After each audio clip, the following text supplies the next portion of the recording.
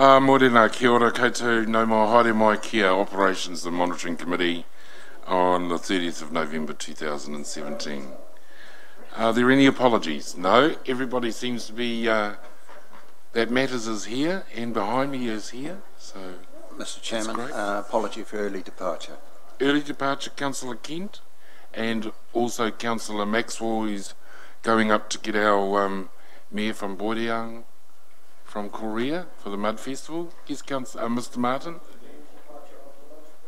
After lunch? Okay. We'll be breaking for lunch at 12. Councillor Hunt? That's all right. I need to nip out at 12 for a meeting, but if we're breaking at lunch, that will work perfectly. Thank you. Okay. Well, I seek your cooperation. We've got 4 presentations today, the updates from the CCOs. Before they start, they're all sitting over there. 20 minutes is the max, and I'll give you at 1 minute. Otherwise, we'll be here till 3 o'clock this afternoon, and we don't want to do that again, do we, Una? All right, so we've gone through apologies. Also, Mr. Yes, Chair, sorry, Mr. Waru. I've got to take off at 1 o'clock also. Got a pōhiri down for our new principal at Te Koutu at 1 o'clock. Kia ora, okay. Okay, I'll ask for any declarations of interest as per number 2 on the agenda. There appear to be none, thank you. I'll then over the page, urgent items not on the agenda. Are there any items that anyone wants to raise? Yes, Your Worship. But there's a triennial on Monday that Deputy Dave will be attending, and I understand we're receiving a paper from Regional Council about climate change and what our response to climate change may be, and that's something that councillors might like to have a bit of input before the Monday meeting, so we could have a discussion at the end of this meeting if you so wish.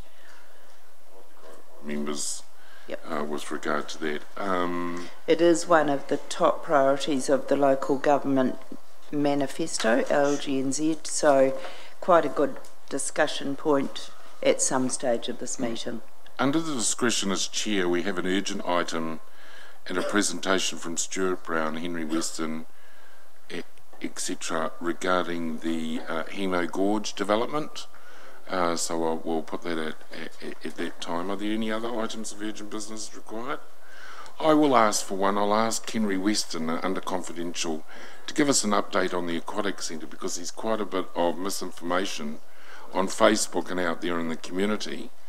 And you'll see under 10 in the minutes, we are releasing the decision made regarding the Aquatic Centre, aren't we, Una, with regards to those minutes today. So I would like Henry to give us if you could, Henry, an update on that matter. Thank you. Information of business minutes on page 7. Would someone like to move? Hang on.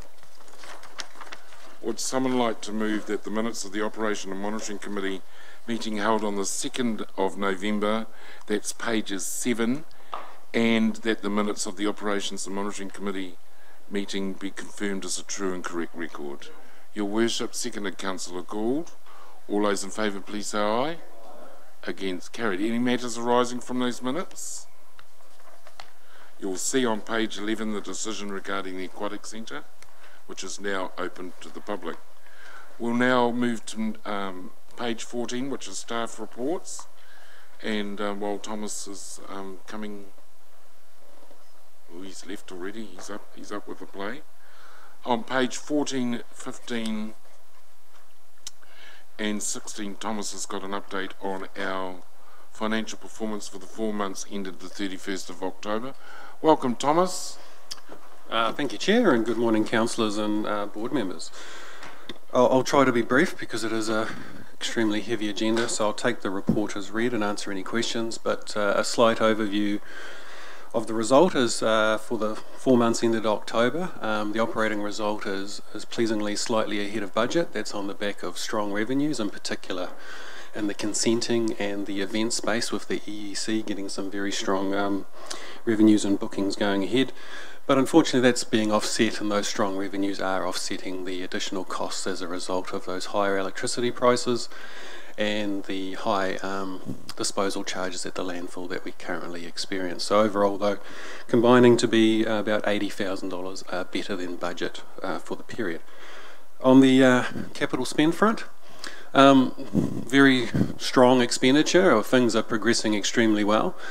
4 million ahead of budget for the year to date, but still within the overall envelope for the year. That's off the back of the eyesight and in particular the Children's Health Hub progressing well. But overall, that activity, the capital spend is forecast to be on budget by the end of the year. So overall, there's a couple of risks developing, which we've highlighted around the electricity costs and the landfill charges, but overall we anticipate ending the year on budget.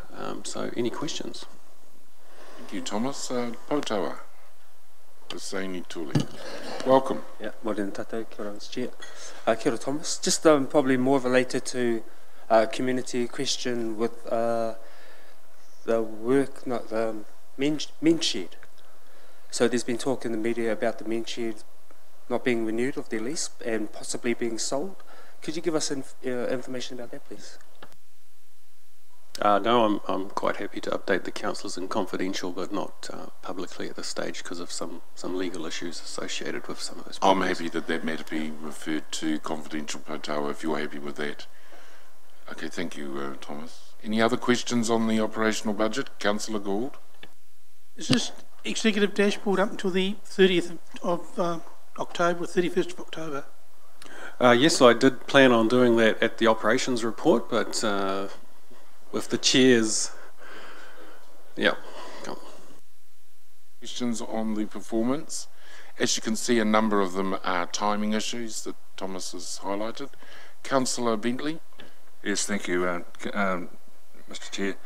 Thomas, with regard to the increased volumes going into the landfill as a result of changing over to the bins, do we have any plans afoot to reduce that tonnage, or perhaps looking at a green waste collection?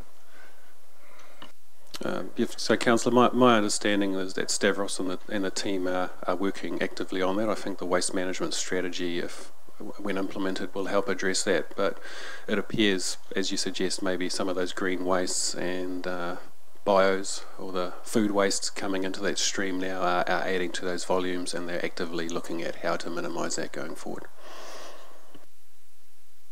Thomas. Councillor Tapsell? Thank you, Mr. Chair. Yes, Thomas, just a question on the dashboard. I noticed in there... Not up to that yet. Oh, is it just okay, up we're there just for talking no about reason? pages 14, 15 and 16 at Sorry, this stage. came up on the screen. That's okay, Yes. Councillor Tapsell. Any other questions? Would someone like to move that the report financial performance for the 4 months ended 31st of October 2017 be received? Councillor Maxwell, seconded Mr. Martin. All those in favour, please say aye. Against, carried. Thank you, Thomas. Now, in are the operational financial updates for the council from Infracore, T-Rex, Rotorua Economic Development Limited, Rotorua Airport Limited. Would someone like to move that the operational and financial updates for council from Infracore Limited, T-Rex Limited Partnership, the Rotorua Economic Development Limited and the Rotorua Airport Limited be received? Councillor Hunt, seconded Councillor Donaldson. All those in favour, please say aye. Against, carried. Right, we have presentations this morning from the 4 CCOs as requested by councillors to be updated. So they are doing that quarterly. I'd like to call Tim Hammond from Infracore. If you'd like to come forward. You've got 20 minutes, as I said earlier, Tim, but welcome, and we look forward to your report. While they're sitting down, the new format of reporting is consistent, I think will be helpful to councillors to understand. They're consistent amongst the whole 4 of them, and as per the report that you've got, you can see what they're up to, what the KPAs are, etc., etc. KPIs, I mean. Welcome, Tim. You have beside you. It's not fun. There we go. Is it working now? Yes. For those who don't know John, this is John, our chairman at Infracore, and I'll probably ask him to give the initial update, and then I'll fill in the details afterwards. Yep, morning everybody. Thank you for that compliment this morning about being young. It's lifted my step immensely. I thought I'd just follow on the last presentation. Tim wasn't here, so I managed to get through the high level, but managed to avoid most of the details, so that's why Tim's here today to answer some of those details for you. But the couple of things that I did touch on last time was just about the progression of our culture change across the organisation. And I'm pleased to see, as I said last time, it's not happening quickly, but I'm pleased to see that, you know, from the top down through to the executive, there's consistently the change that I'm hoping for, which is around, you know, being that client-centric, starting to think differently about how we work with particularly, you know, a key client like RLC, but others as well, and also that the team are starting to get into what I call solutions mode. So instead of reacting and responding in a traditional manner, that was the old castle culture, if you like, they're now starting to think about presenting solutions to the management team. Now that seems like a pretty damn obvious thing to be doing, but the reality is, you know, coming from the organisation that we were to the organisation that we want to be is starting to happen, and we're starting to see that it happen in real time and with real activity in terms of project presentation. So I just thought I'd just sort of touch on that, and then I'll let Tim get into some of the details. I'm also pleased that we've got 2 new directors starting on the board as well. So both come with completely different skills, which adds to the team, and I think that'll strengthen the board table and that the leadership, which will give Tim and his team a lot more support that they also need. So, you know, great addition.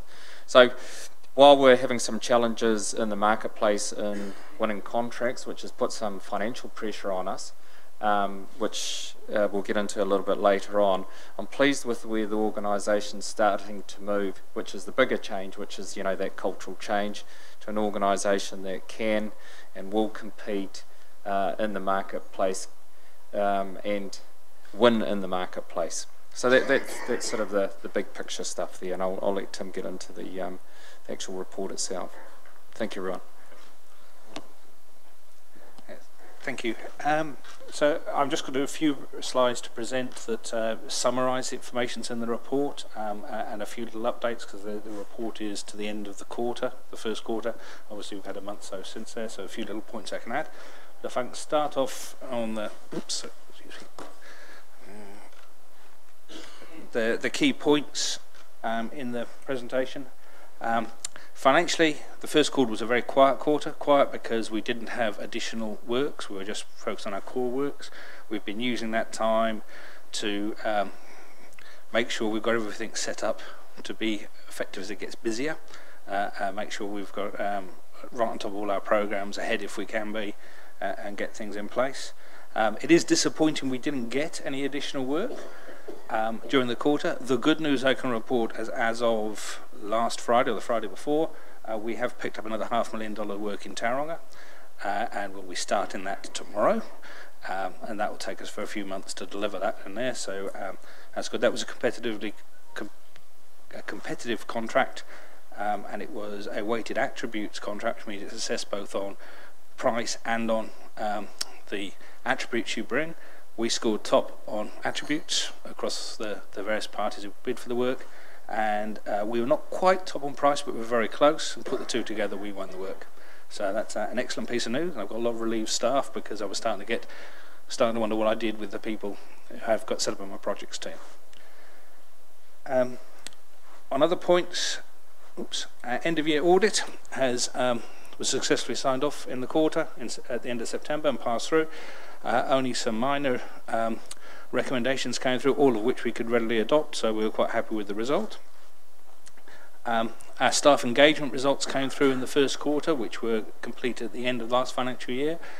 We targeted to increase our raw engagement score, which was 49%, up to 50 by by 5% to get 54. We achieved 59. So we moved ahead by 10%, which is quite a massive shift. And hopefully that will long continue as we get up there. But now the benchmarking across all the parties participating in that is 60. We're 1% off that and being on the average. So we've gone from being behind to up to average. I want to be in front, so we're going to move forward on that. Other things to note, our collective negotiations are underway. You may have noticed there was some media attention around that. Both Jeff and myself got approached by the media to comment on that. We've got some staff who are have some angst around the changes we're looking to make, but it's a work in progress. We're not forcing things on people. It's a negotiation process. Unfortunately, somebody decided to take that to the media. We've dealt with that. Negotiations continue. The unions, we're in a good place on the negotiating table. We are not agreeing, but we are working together. Another very pleasing point in there is that we've got a number of staff who've completed and they now have actually completed their new trade certificates in water reticulation and utilities management. So this is a new qualification that's launched as part of the education review to try and to put proper trade level qualifications into this civil work space. We've now got 14 staff who've got that qualification. We've got the first person to achieve that in the North Island. We've got the first person nationally to get all of the qualifications done. The one downside of that, I've had several people knocking on my door, can I talk to your staff about coming to work for me, because it's a shortcut to get the people through. But we're safeguarding that as much as we can. But yeah, it's trying to get ourselves ahead of the game to be a well-educated, qualified workforce, but also to give a pathway for our staff and people coming into the organisation to develop as they come in. Going to the financial position, there's a slightly expanded version of what's in the report in terms of, yes, we are behind for the quarter. We're about $50,000 under where we budgeted to be. In that, our income is actually up slightly, but our costs are slightly over. Part of the reason is that we didn't really phase our costs that well, if I'm honest, in the budget, because those staff of my project work team have been usefully employed on work which we haven't been earning money off, but they've been setting us up well for the next 3 quarters. So didn't get the phasing quite right on some of those costs. But overall for the year end, we're still hopeful to be on plan. A key to that will be the work we win, and we're off to a good start with this Tauranga work now for the rest of the year. The other side, in capital, we don't have a very big capital budget. We spent $108,000, which is what we planned to spend, but that's mainly on vehicles, new mowing equipment and things like that as we replace old and buy some specialist kit in, but it's quite a small capital budget as overall. Our statement of intent targets, these are the 10 targets set out in the statement of intent. If I just talk through those briefly. The first target's around meeting customers' needs. We are now surveying all our customers. It's a 10-point scale where 4 to 6 is the acceptable range in the middle, and there's a even spread up and down, and we want to be above 6. We want to be at least very good. We are averaging 7.1 at the moment, so we are in a good place. I still want to bring that up. I've got certain areas of the business which do need to lift their game slightly, because they're still in the 5s and 6s. I want to get them all up to 7. My best areas are operating at 8s and 9s, which is fantastic. The cost to serve, we're trying to keep the cost of the charges through to council at less than CPI, so 101.5% of what they were last year, assuming CPI 1.5. So far, period on period, we're running at 98.1, so we're well ahead of the game there. Obviously, the wind project work, want to win at least $1.5 million a year. Didn't have any in the first quarter, so that's red, 0, but we now got the first $500,000 in. Delivery of project work, obviously we haven't had any, so I can't actually score that one. Profit before tax, I say we're behind. We want to make a profit of around 2 to 8% to make the business sustainable. First quarter we made a loss, so we're at -6. As I say, as we start getting the profit, and we did make a small profit in November, that should start turning around. Turnover growth, year on year, up on the core work. Yeah, we want to be up 5%. We're actually up 10% in what we're picking up. Income, from non-RLC sources. This is to build the sustainability of the business and bring it in there. We want to have income over 15% that's not from Rotorua Lakes Council. Currently we're running at 18%. That's all part of building a sustainable business going forward. The core work charges to RLC, we're trying to put this in the scale of what it costs per head of population.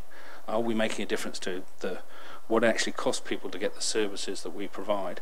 And we want to keep that below $152 per head. We're there by 59 cents at the moment, and long may that continue. And if we can bring it down, that would be excellent.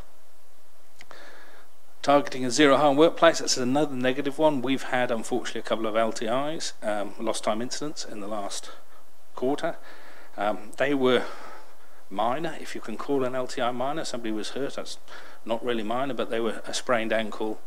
Somebody stepped in a hole in a reserve and rolled their ankle, and somebody else was lifting something early in the morning and twisted their back and put them time off work. The good thing on that is we've just had our ACC assessment for the year, which is looking at all the ACC claims that have come through work-related stuff. We have, our ACC levy was $5,000 odd a year. It's down to $400 a year now. So the severity of the injuries that are occurring are drastically reduced. Got to get the number of them down yet, but the severity is down.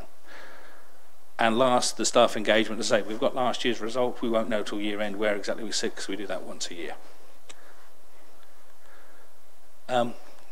Some key strategic actions.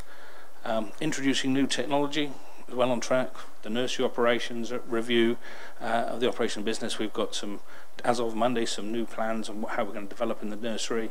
Some exciting ideas the council have come to us with that we can work on that will help develop that business. That's excellent. Our civil works capacity. We weren't great at civil works. This is concreting and footpath laying and cobble work. We have put a lot of effort into that last 12 months to the point now where we've won the confidence of our clients, including council, to say, actually, can you take on more work? Can you help out with the work we're doing? And we can actually compete with work and win it, which is was a major step forward. Service delivery model. We know the council has been restructuring, looking at their the way forward, part of the refresh in the organisation of the vision for 2030. We've got to match up to that. We've got to be slot in with that. So we're looking at what that means in our organisation, how we need to evolve ourselves to best in class and to fit in with the council's needs. The client is always right, so we've got to stick to that model. And then finally, building a high performance team, as John said, that's a huge part of what we've been focused on, and that affects all levels of business, including operationally. We're into summer now, or into the growth period. The number of issues and complaints we have had is drastically down. That's been achieved by changing programs and how we deliver work, forward planning, informing people of what's going on. So grass is growing like crazy at the moment, but we've got crews out there, and yes, there are still spots of issues, but the number and volume of activity has been of issues raised have been brought right down. We're also building a culture within the team of, if there's an issue, if it's not grass, if there's something else wrong, then spot it, tell somebody, and let's get that fixed. Whether it's us, whether it's another contractor, whether it's council itself, we've got to have an ownership of the sense of place and the sense of experience people have. We're just not there to deliver a service in terms of get a job done. We're also there to enhance that experience and fit in. So building that into the culture of the organisation is a key part of that high performance. And so just in summary, financials slightly behind budget, but we are picking up additional work. Our statement of intent measures are on track in certain areas, especially the efficiency and service related measures. Our financials and new works need some improving, but we've got plans in place for that and starting to see some change. And our strategic actions and plans progress is good, well on track to where we want to be. And that's it. Over to questions. Yes, I have a question. Mowing. You made the comment that the grass is growing, and we all know that. I think the quality of mowing within the CBD is fantastic. However, I don't know whether you've got the contract or not for mowing NZTA traffic islands and that, particularly Nongata. You come down State Highway 5 and the grass is this high and it looks absolutely shocking. So I just wondered whether we need to knock on NZTA's door and say your performance isn't good enough, but we have the equipment and the staff to assist you there. So I'd be interested in your comments, Tim. We don't hold the contract for the state highway corridors mowing, but we do talk regularly with the contractors who do, and we try and keep them informed as well when stuff's getting out of kilter, because the perception around them affects on the perception around us and our city. So we try to work with them to get there. You have to make choices around at the margin what you do, and we've got it slightly out by slightly. It is a wafer thin point of view, which the latest Tauranga work, I think we've addressed some of the issues and shown that we can actually match that. Re-Scion, yes, we did done analysis of that. It's first the end of the financial year. It made more money than we'd budgeted for, made a bigger contribution than we'd budgeted for. The customer satisfaction improved, and the cost of delivering the service was less than we'd budgeted for. So overall, it's turned out to be a very, very good contract for us. And in terms of the costings and the rent side of things, yes, our yard is too big for us, but the council recognise that in the rent we pay for the Vaughan Road depot. It's also in a rundown state and needs to be developed or improved if it's going to attract commercial rates. But what we pay at the moment is not prohibitive. The issue is it's just too much space and it's hard to operate an efficient operation out of it. So I would love to compact us down a bit, but it's not driven by rent, it's driven by the utilisation and effectiveness of the site. So that's where I'm at the moment. Mr. Rokawa Tate. Thank you, Mr. Chair. Kia ora, and thank you for your presentation this morning. Just a couple of questions. The qualifications that you mentioned, and kia ora to the staff who have actually put themselves there and got those qualifications. Are they new staff or are they staff that have been with us over the years? I'm really interested to know if our staff who've been there for quite a number of years see this as an opportunity. So that's one question, if I may. I'll ask that. It's a mix of staff. So of the 14, 10 were existing staff. Right. A lot of them with many years' experience and the capabilities, and so it was a scheme where they could earn their trade qualification by proving what they had done and their experience, and go through. So they had to go through an interview process with external providers, etc. So it was lifting the game for them. But we've also got 4 apprenticeship people coming in, new to the organisation, who are being taken through their qualifications. There are various stages on that there. Some are progressing really super speed through the process, and others are making good progress, but everybody is moving forward. So it's a mix of both. Thank you, and I'm so pleased that they've been given the opportunity to gain qualifications. And my second question is around the lost time injury, and I know that we're trying to take a zero, obviously, to injury, but I am aware that sometimes staff are then reluctant to say I've been injured because, up on the board goes, hey, we're losing 3 days this month or something. That's not the case, is it? I mean, we do want people to report. I know we're aiming for 0 injuries, but it's important that staff don't feel I'm letting the side down by seeing that arrow go up or something like that. So it's my second. I do have one more, Mr. Chair. On that one, our reporting has gone through the roof. So we've built a culture where the best thing you can do is talk about things and raise them. So yeah, we've by a factor of probably 20 the number of reports of near misses and incidents coming through, so much so that, and we've taken action on those. The surprising thing that the number of LTIs hasn't come down because there is such a focus on there, but the staff have adapted really well that culture of you've got to talk about these things, you've got to bring them into the open to do something about it, and it's a positive, not a negative. We've put lots of positive reinforcements around the reporting schemes to make sure people see it as a good thing to report, not a thing that you'll get blamed for or there's a negative consequence on. So we try to make sure there's a balance in the organisation. Thank you, and I'm very aware that when you try to change the culture within an organisation, that can be there's often some resistance, but I do see staff engagement, and I noticed that was 59% or 60%, but I do see that as different from staff workplace satisfaction. So are they different in your view, or is it just that you see the staff engagement as being one and the same as workplace satisfaction? I see the two as different. I think our engagement has improved and continues to improve. I wouldn't be so quick to say staff satisfaction and comfort has drastically improved. There's a lot of change going on in the organisation, has gone on and more to come, and that's not a comfortable place for everybody. There's uncertainty around that. People want to know what their future of their job is and that sort of thing. So there is satisfaction, probably not as much engagement, but people are engaged, which is the first step over time then to build satisfaction. Councillor Gould. Chairman, thank you for the report this morning.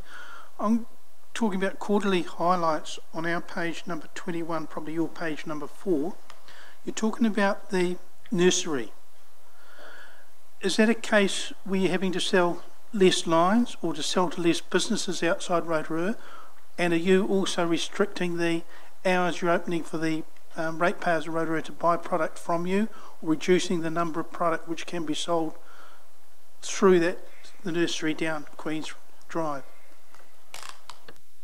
It's not about reducing those lines. There are some lines we grow, especially the long lead time lines, the annual plants, etc., where the economics around that currently are not right. It's costing more to produce the plants than they're being sold for. The gate sales, the lease plants, etc., are in a far better state, and so what we're trying to do is find ways to address the issues with some of the long-term plants we've got out there, and the best way to supply those. That's where the change is. It's not about reducing. We haven't reduced hours of sales at the nursery. We haven't reduced plants available to the public.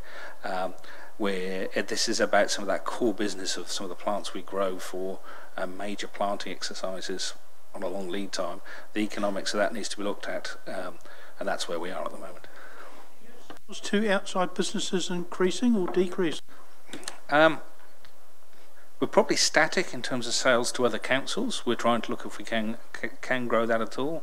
To outside parties, some work's been done on improving the look and experience of the nursery, and we are starting to sell more product now because we're getting gardening groups and coming in from out of town, and especially coming to the nursery to have a look at our plants. They also go to Palmer's and all the other places as well in town.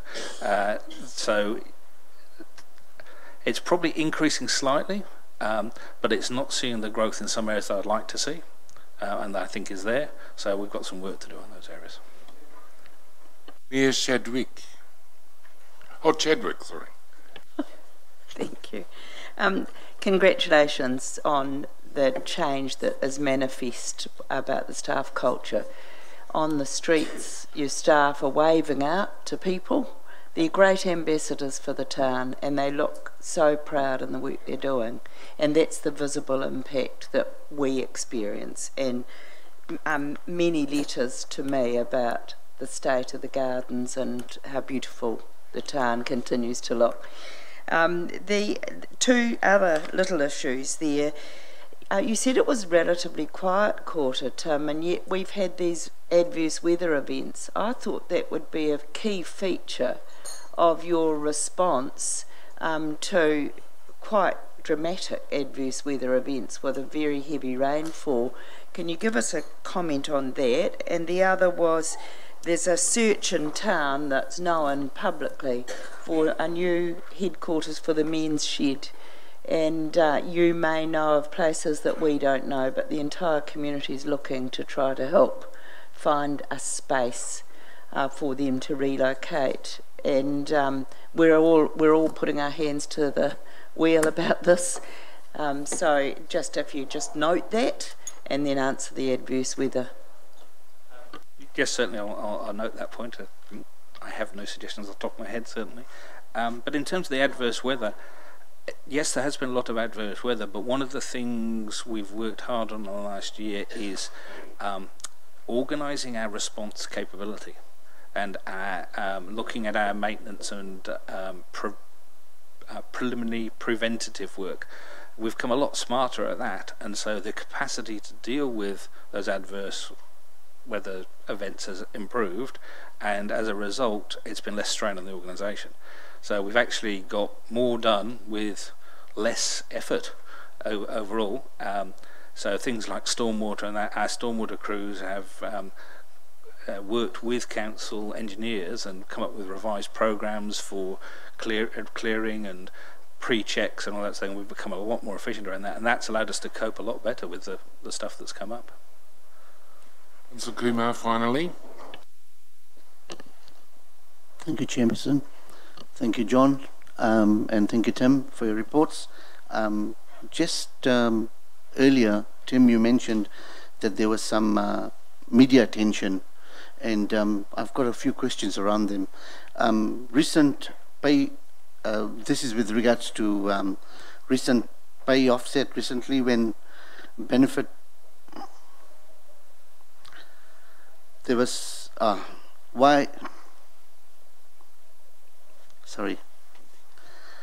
recently, I'll start again, sorry. Regarding the media attention, there was some staff that were asked to take a lower wage cut. Mr. Chair, this Your is worship, point of order. This is something that is subject to negotiations, and I'm not sure that we should be asking that question of the Chief Executive.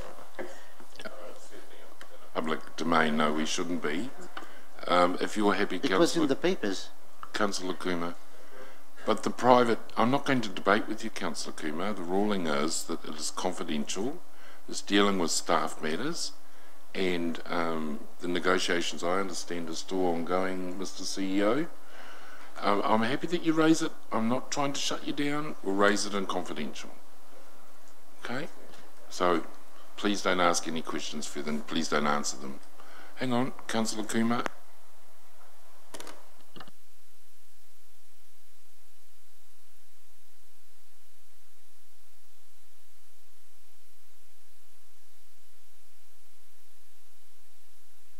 Those lines, but if you've got any other questions about the report, you're most welcome. Councillor Kumar.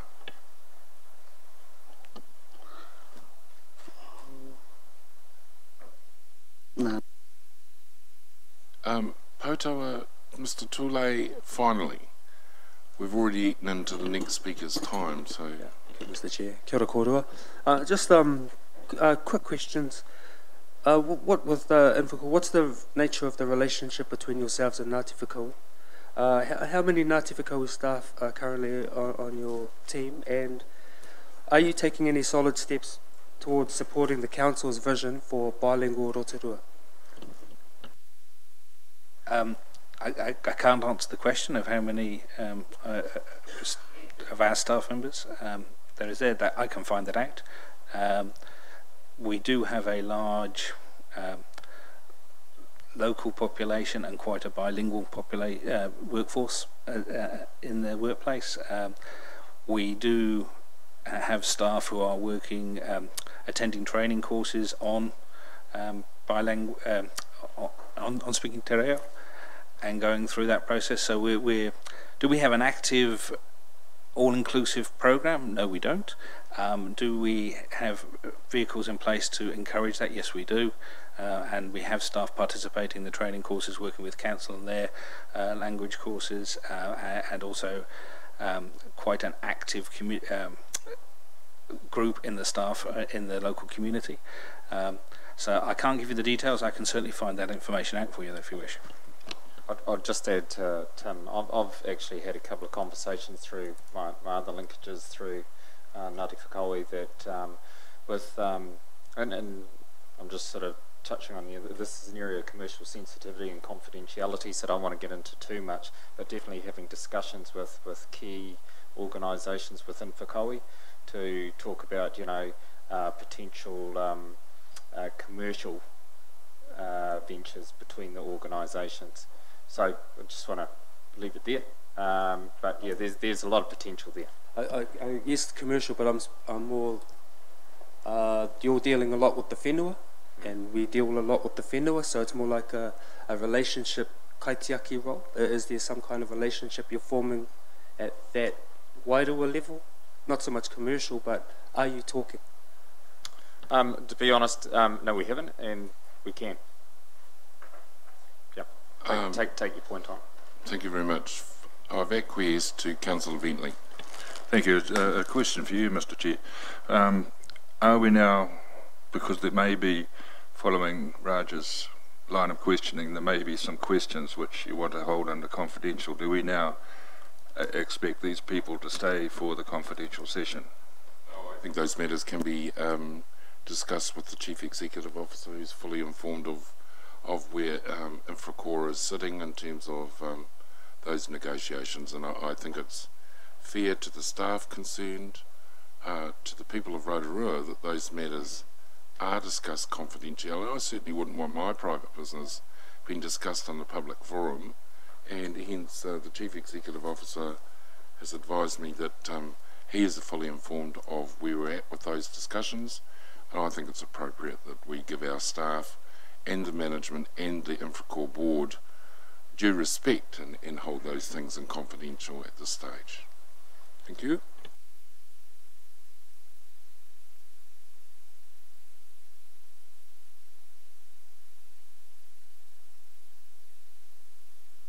You're on track, and keep up the great work. Thank you. Russell Burton from T-Rex isn't here at this stage, so we'll call on Michelle Templer from the Rotorua Economic Development Limited. Yes, I'm just wondering if T-Rex will be here, because they were at our last meeting. They will be. We've been informed that Russell will be here at about 10:30.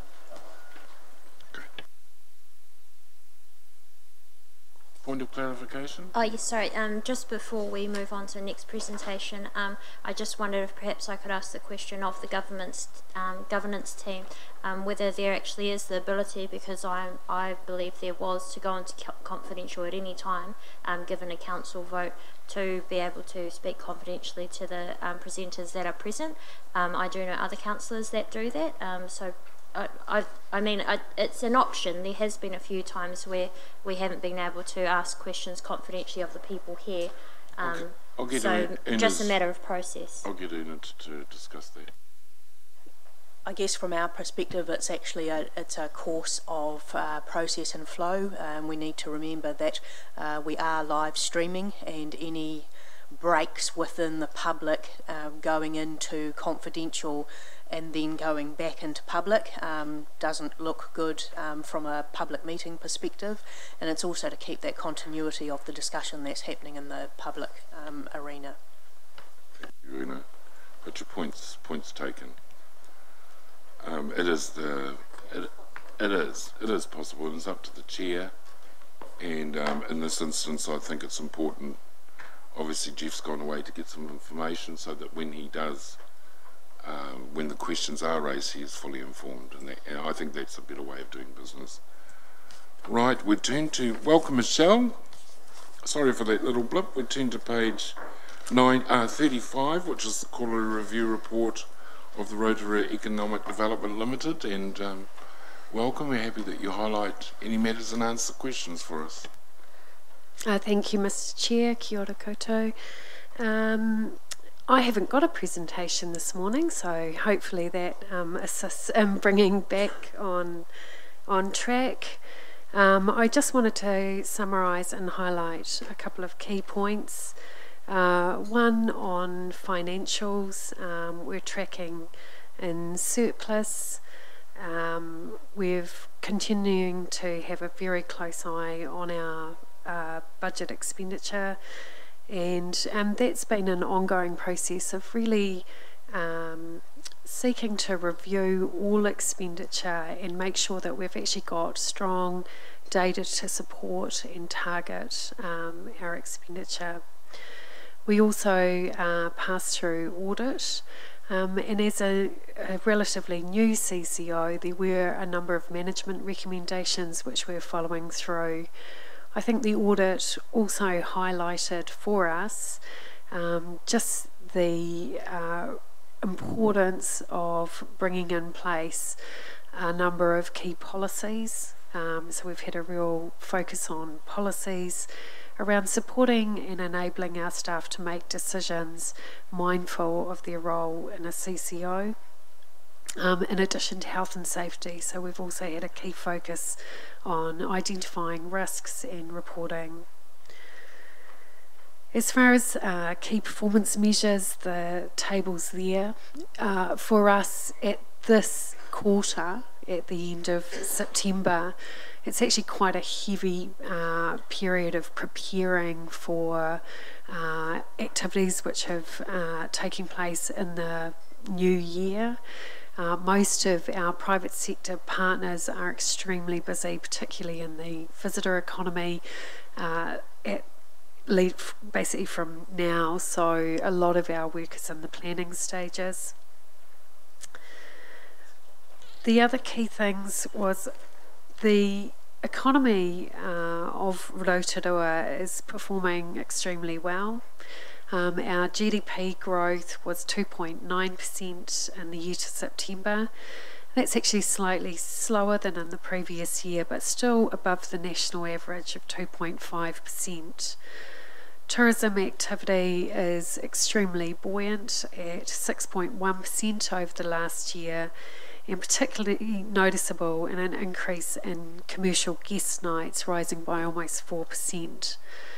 That's also led to incredibly high occupancy rates leading into this high season, and pleasing for the destination an increase in average daily room nights. Again, I can't emphasise enough, although the visitor economy is only one part of our economy here, the direct impact on employment and expenditure is significant. In particular, in the last quarter, the retail trade is one of our best performance we've had, where expenditure by visitors, both domestic and international, outperformed the country as a whole, rising by 5.1%. And I think that's a really interesting figure, because actually our volume traffic and visitor numbers from China actually dropped, but their value spend per visitor went up. Initiatives such as the Neat Places, which the council supported, are really helping highlight some of the gems in the destination. A lot of our focus has been, as I said, on research, and we're working hard to understand what it is that we have that really connects to people.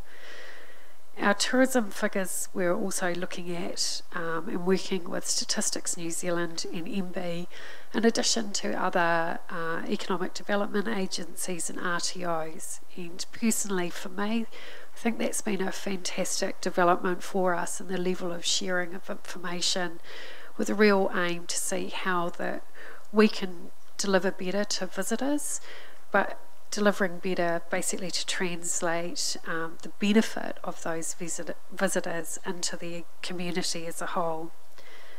Our domestic is performing well, and expenditure was around 422 million, but it's really notable that we're still sitting behind 11 other regions in New Zealand. There's a huge opportunity to target and engage more in the domestic market. To give you an idea, Auckland kind of leads the pack, and we actually sit behind the Hawke's Bay. And when you think of the range of experiences and offering we have here, we need to do more work. I'm particularly thrilled that, working in partnership with the private sector, we've undertaken increased perception research, and also in conjunction with Rotorua Airport Limited, we're doing quite focused research and benchmark research on Auckland, our new campaign into Christchurch, and we've just recently completing our research in Wellington. Wellington in particular, the aim of the research is to really understand how we best target visitors from Wellington and what connects with them, and how we customise our offerings to increase people who are considering visiting to actually actively booking. Again, interestingly, some of the great things that are coming through from this research is the fact that what actually Her Worship the Mayor mentioned is the work undertaken on keeping the CBD beautiful and the gardens and clean is really acknowledged both by international and domestic visitors. They are stunned at the gardens. A particular shout out to the gentleman, and I apologise I don't know his name, but he moves around picking up every piece of paper or anything, and the streets really are spotless. And with the city focus with the Christmas tree up, we've already had some hits on that looking good. But what they're saying is one of the things they love about their experience here is the fact that we have got quirky, individualised experiences, not only in what we provide, but in our cafes. We get huge feedback that they like the fact that they can go to Fat Dog or Zippy's, Ciabatta Cafe, Patrick's Bakery, Third Place Cafe, and a whole range of others. And so we're really looking at how we embrace that. Other research is coming through that people are looking to actively engage in the natural environment, but they also want to relax, and they also want to know they can have a great meal at the end. As part of this research, our rebranding work is on track. It is a substantive undertaking, and again, I want to acknowledge the private sector for their contribution to that. It is really exciting, and we're getting huge feedback from our strategic partners, Auckland International Airport, Christchurch Airport, as well as other major international airlines, in addition to Tourism New Zealand. And the real focus is to ensure that the images reflect the offering we have here. So we've gone through a process of looking at how we best target those. So you will see a bigger range of images, some from a first-person experience, some from an epic point of view. Our research also points that this is increasingly important in shifting the perceptions of people who want to come and live and work here, as well as investors. So we see all of these activities connecting. Internationally, we continue to be an outstanding performer in the New Zealand market. Expenditure was $385 million.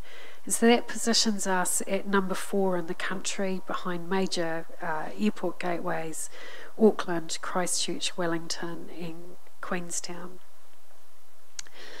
Again though, the actual value is quite small when you look at the overall visitor numbers. At a macro level, tourism estimates strongly point to increased tourism flows over the next 30 to 50 years. There's ongoing exciting developments in long-haul aircraft, which will increasingly change people's perceptions of their ability to come to New Zealand. Over the next 30 years, these indicators show China continuing to be an incredibly important market for us. Here in Rotorua, the USA was up 14%, the UK by 9%, and Australia continues to be our biggest number of visitors by a significant margin, up 5%. We've also recently done more work on the value over volume, so our focus is still to increase the value of visitors rather than just numbers. Again, it shows American visitors spend on average around $442 a day. So that's a huge injection into the local economy.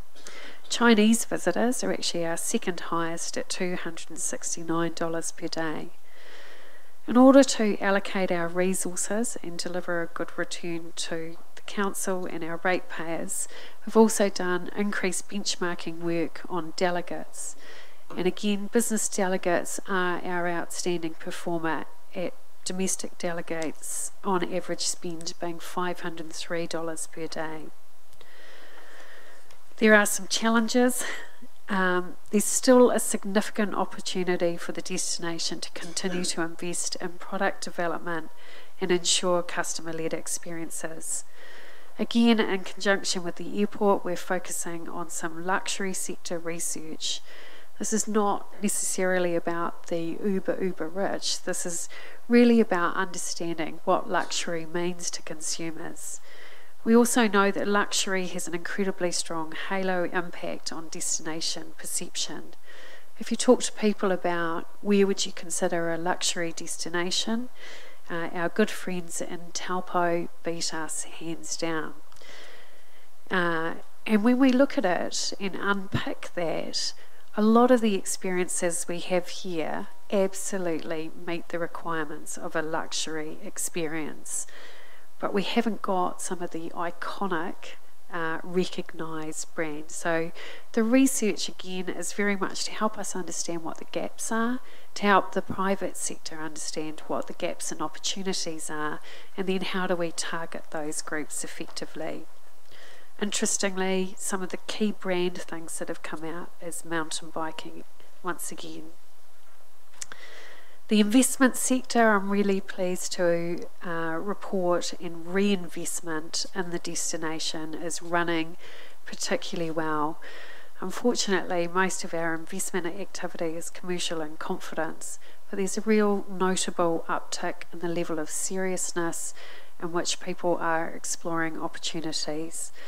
I think over the next few months there'll be announcements around major reinvestment in some of our accommodation stock, and I want to acknowledge some of the managers of those properties who have pushed hard with their owners and their confidence in the destination. In addition, residential consents rising by 37% have enabled us to again have more confidence in expanding promotion to investors around house and land opportunities and talent attraction. We're continuing with our talent attraction, and it's very much focused on talent to provide jobs, not to provide jobs, to fill jobs that add value to the destination. So really just a couple of key things from me. The confidence for investors and businesses to relocate, the confidence of our incredibly important domestic and already established businesses is critical.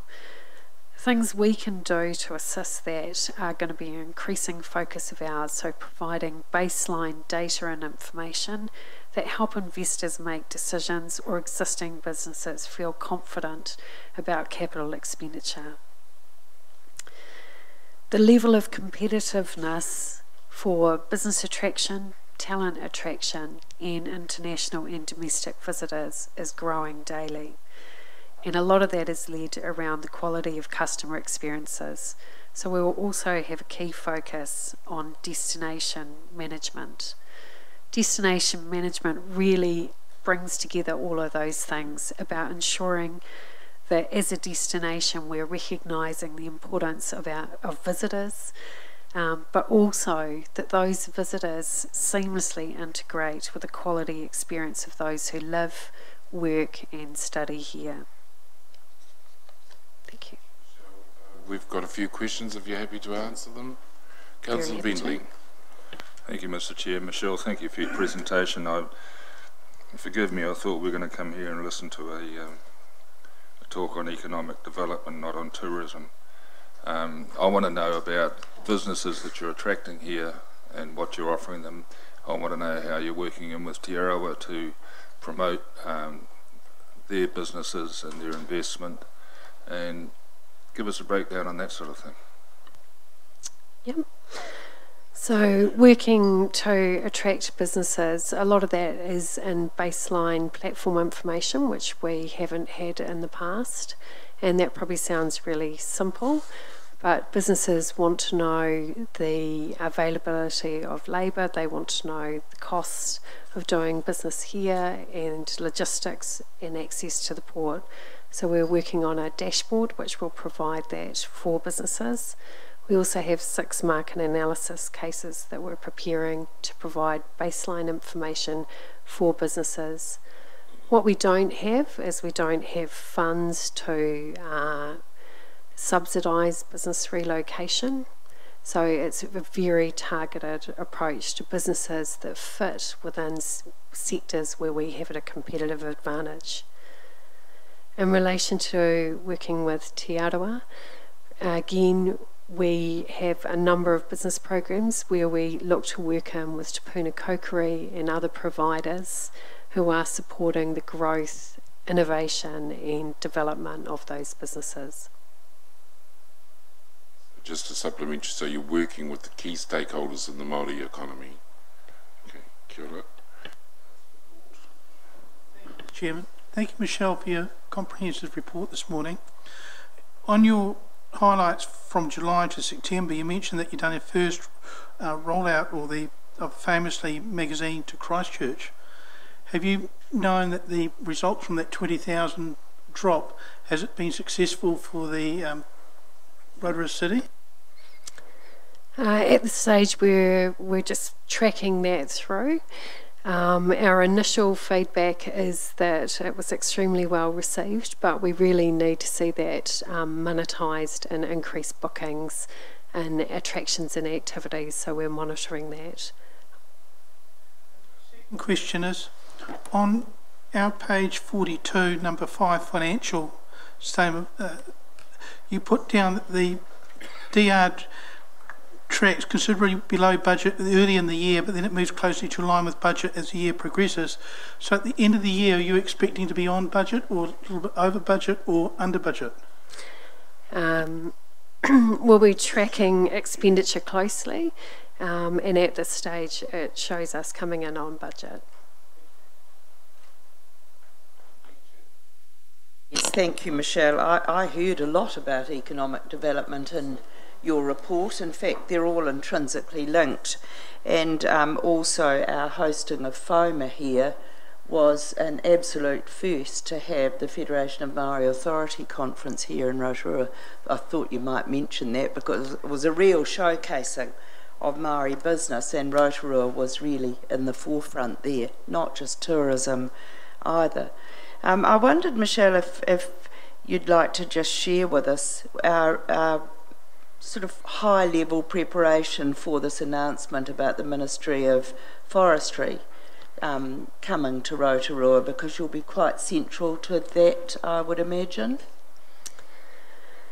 Yes, so we've been working closely with strategic partners such as Scion, Toi Okomai, and the private sector, and we're preparing information that really grounds and assists the decision makers about what the opportunity is of bringing the ministry to Rotorua. And a lot of that is actually based on the strength of iwi engagement in the forestry sector. The majority of the substantive woodlot in the central North Island.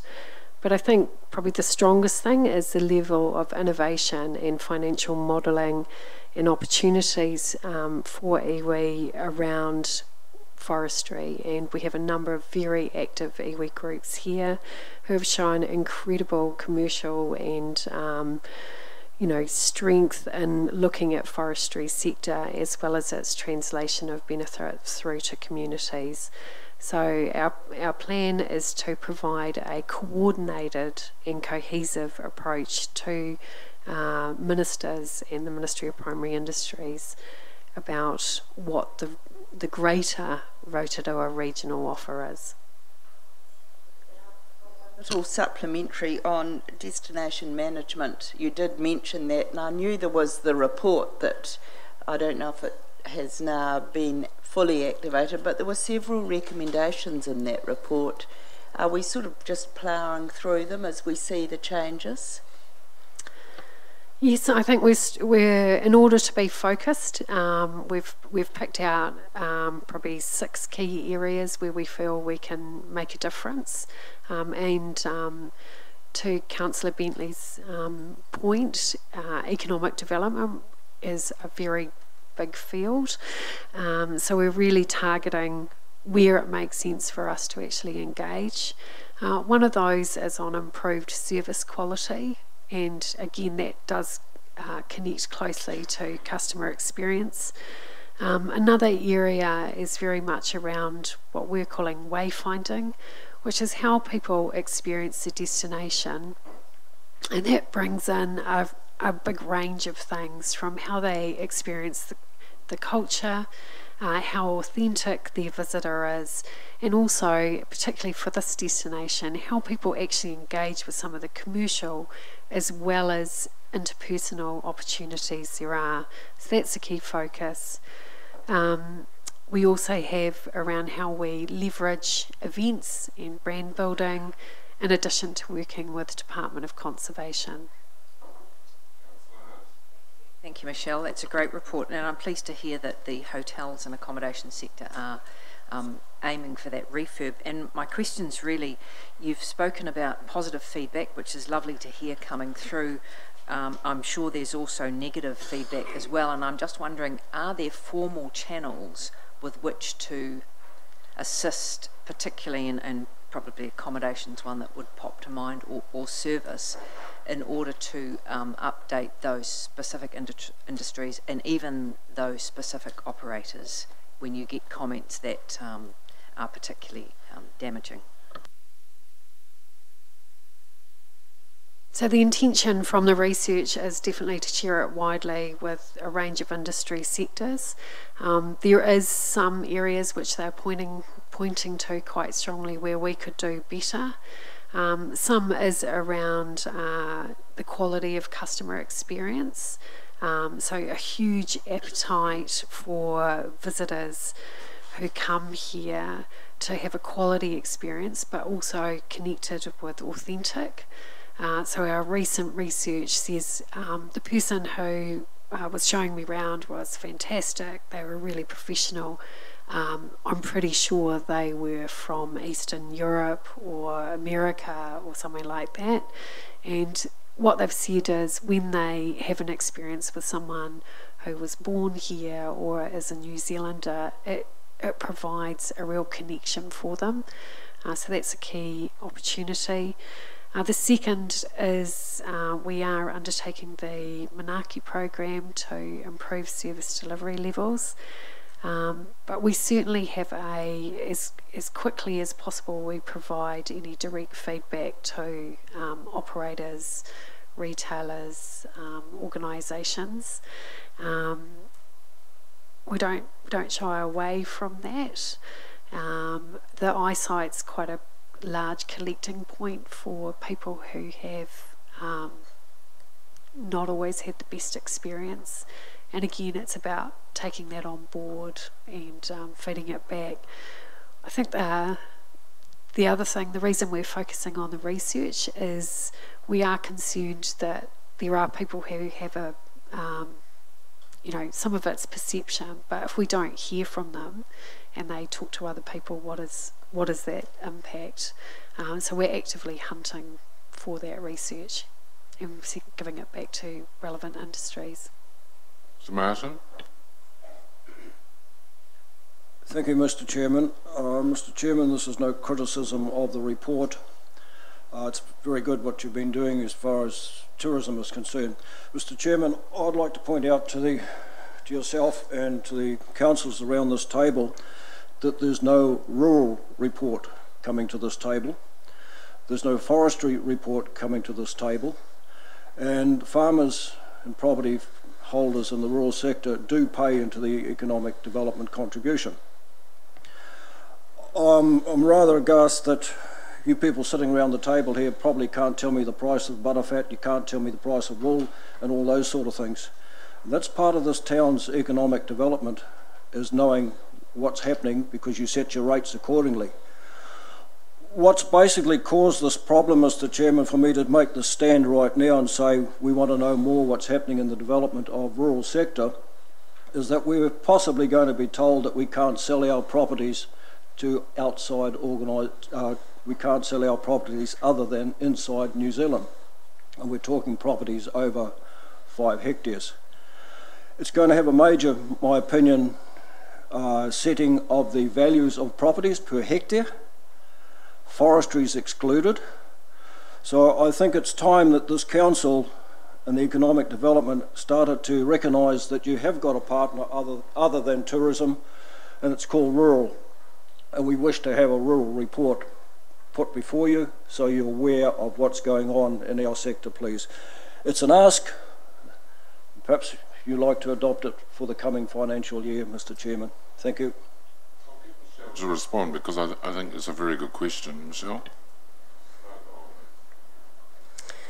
Yeah, we could provide information on that. I guess when I look at the agricultural sector and our ability to influence outcomes, our challenge is really to, they are businesses and they are operating as effectively as possible. There's a fairly substantive amount of industry-led business improvement services available.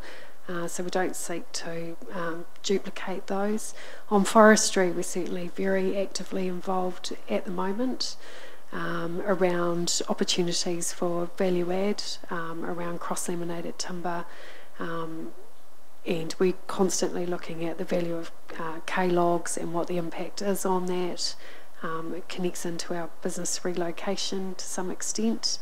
The wool price, we certainly could. I've done a lot of work in the past about promoting wool against other synthetic fibres and its opportunity, but again, I'm aware of sort of national-led organisations undertaking fairly comprehensive engagement, but we would be able to provide more of a rural lens and some of the potential impact on the overall economy. Thank you, Councillor Maxwell. Thank you, Mr. Chairman. Thank you, Michelle. Mine is just brief. On page 42 in the High Performance Organisation, can you briefly tell me or refresh my memory on the Destination Rotorua Culture Survey? So we, again, we're a bit like Infracore. We've made a commitment to do a culture survey of our team and benchmark that and seek to see improvement. Thank you. Tony Tule. Mr. Chair, Michelle. Just a couple of questions around your social media campaigns. Could you describe what's happening in the social media space and if you're utilising influencers? And also, similar with Infracore, are you developing pathways for staff, and what is your commitment to bilingual Rotorua? Can I start with bilingual Rotorua? So I guess we're not only enthusiastic but looking and really examining how we bring that to life. We're currently doing some work on our website but also our social media on how we bring Te Reo to the fore on that. Again, all our team are encouraged to attend language classes. And they've been taking those up. We've also identified that we desperately need some waiata training to improve our performance in that level. We've got a couple of superstars, but the rest of us need help. So that's, I think, again, there's there is a very deep understanding of the connection and opportunity around Te Reo. So in our performance development plans, again, all as a key area of focus. To your question on social media and influencers, we're really pleased with how our social media channels are growing, and yeah, we use a number of influencers to come. We recently had Tony Street depending on how you feel about Tony Street, but we did get very big pick-up from her coming to the destination and engaging in a number of activities, and then talking about it freely, and we put that across a range of medium. So we do have an active influencers target. Thank you, Mr. Chair, and it's actually just leading on that question about the key influencers. I see on page 41 under investment attraction with provide market intelligence, and you've got a number of key influencers identified. I'm just wondering if you could please elaborate on that a little bit more, because I'm hoping that if there are key influencers, mostly I do understand that the ones that you bring through are international influencers that have a very high following, not only on the social media, but then also whether they come from a very good business background as well. So I'm just wanting to know that, mostly because I hope that there is a good diverse representation within that 20 that you are looking for.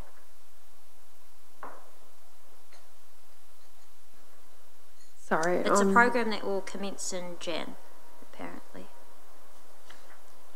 2.3. 2.3. Non-financial. Oh, market intelligence. Sorry, it's not key influencer. Sorry, they're not external key influencers. The key influencers is to provide. Really, that's the almost stakeholder engagement. So we've identified that banks, major investment firms, our intention is not to go overseas and look for foreign direct investment. Our focus is very much on working in partnership with businesses here. But part of that is making sure that people who are seeking advice around opportunities are aware of some of the baseline opportunities in Rotorua and some of the partnership requirements of that. So those influencers aren't people we're seeking to bring in, the people we're actively targeting that platform information to, in the hope that they are really cognizant of the oppositions here. Fantastic. That was what I was wanting to hear, and also just kind of reiterating that point of hoping that it is diverse and it's not all of the same people in the same industries. And just lastly, Mr. Chair, quite quickly, just below that on tourism growth with delivering trade, marketing, joint ventures, I think that's the only one that's currently not on target. So I'm just wondering if that priority markets, is that the domestic markets that you're looking into, such as Christchurch, for example? I know trade is our international, so again, it's just again about making sure our funds go as far as possible. We seek to make sure that it's a good measure for us that if we're not getting external contribution, then we should be heavily questioning whether it meets the needs of sectors. So at the stage, the normal cadence of activities we do, our forward ones, we have already got forward commitments, but it's more a phasing. Thank you very much, Michelle, and thank you for your report.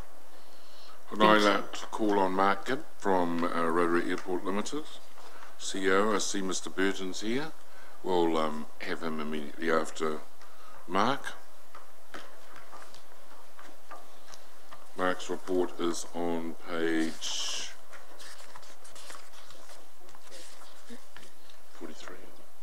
43. Welcome, Mark. Kia ora, everyone. Look, I haven't got a specific presentation prepared, but what I'd like to do is just maybe refer you to page 45, and I'll just pick up the highlights of the last quarter. So from a financial and KPI perspective, revenue was up just under $50,000, which is about a 0.63% increase on the same period last year. We've had a positive phase in terms of, again, a very aggressive campaign we're running around reduction in expenditure. And through the quarter, we were tracking at 165k under budget. Passenger movements, we're fairly well on target with that. We've facilitated around about 53,000 movements over July, August, September. Historically, July or September leading into the summer shoulder is the quietest period of the year. Interestingly, if I look at the numbers that are starting to flow through for October and November, we seem to be moving into a very strong phase at the front end of summer, which is very positive. Aircraft movements, again 1,463 movements versus a budget of 1,500. About 40 movements down. Ostensibly that resulted from a very tough July we had. I've previously mentioned on-time performance. We had a cancellation rate in July of around about 12%. So that was around about 24 domestic passenger flights cancelled. That's consistent across the country in a range of areas. Interestingly though, if I look into September, always looking at the positive in amongst these things, out of 246 flights we had one cancellation. So a lot of it is hinged on weather. As I touched on last quarter also, Airways has progressed with a project around New Southern Skies, which again from next year we'll start to see some demonstrable uplift in performance of passenger services as they migrate onto a satellite navigation system that will be deployed throughout New Zealand. So Rotorua, given the challenging weather conditions we have, will be a significant benefactor once that system starts to evolve. In terms of commercial, again, big focus for the company for the next 12 months. So in terms of back of house, we've had a full migration of our accounting platform onto Xero. And the reason for that is Xero will provide us with a far more effective tool around how we manage its costs, the procurement strategy we're running, the issuing of POs, etc. The FY17 audit was completed. Thank you to those that attended the AGM last month. The audit in general terms was very successful. There were several small recommendations that were taken out of it that effectively will become BAU for us over the next 9 months as we work through the balance of the year. The terminal redevelopment has been advanced very positively. We're out to tender on the fire station. They'll be back in Thursday week. We've also advanced design and completed design documentation for the departures hall, airside canopy, and again consenting documentation has been prepared. CAA and aviation security are potentially looking at making some changes in terms of how we facilitate passenger movements through the terminal. So what that's likely to do is just to ensure that the design that we put in place is future-proof for those changes. That's potentially slowed the progress some 4 to 6 weeks in terms of moving into development. But in broader contextual terms, next calendar year will be a big year for the airport as we move into development of the fire station and substantively into redevelopment of the terminal. We've also completed the draft airport master plan. So again, airport's about 105 hectares. The aviation side of it's about 45% of that, about 47 hectares. So we've completed a master plan in liaison with Boffa-Miskel. There's some, I suppose, deep information that sits in behind it in terms of the demand and supply equation, and we're now moving to refine the master plan, build the commercial assessment, which effectively is the mechanism for delivering it, and our intention would be to publicly socialise the master plan into next calendar year. So they're the key quarterly highlights. I suppose in terms of what's in the lens for us for the ensuing 9 months, if I can just refer you to page 46. Key focus, flight sector development. So again, at a more granular level, we're seeing again really positive signals out of Christchurch, really positive signals out of Auckland in terms of loadings, which is excellent. It's not just load factor, it's actually the pricing profile the airlines are picking up, which assists us around the conversation around incremental scheduling. Wellington has stabilised, and again we've got a commitment from Air New Zealand, as we had last quarter, for a review of that to be completed. They had undertaken to have that review completed by September this year. They have deferred it through to January. So we're awaiting on the outcome of that process. Completion of the fire station tender program. So we have a board meeting the day after the tenders come in. The intention would be, subject to where pricing lands, is to be into construction on the fire station in the 3rd week in January.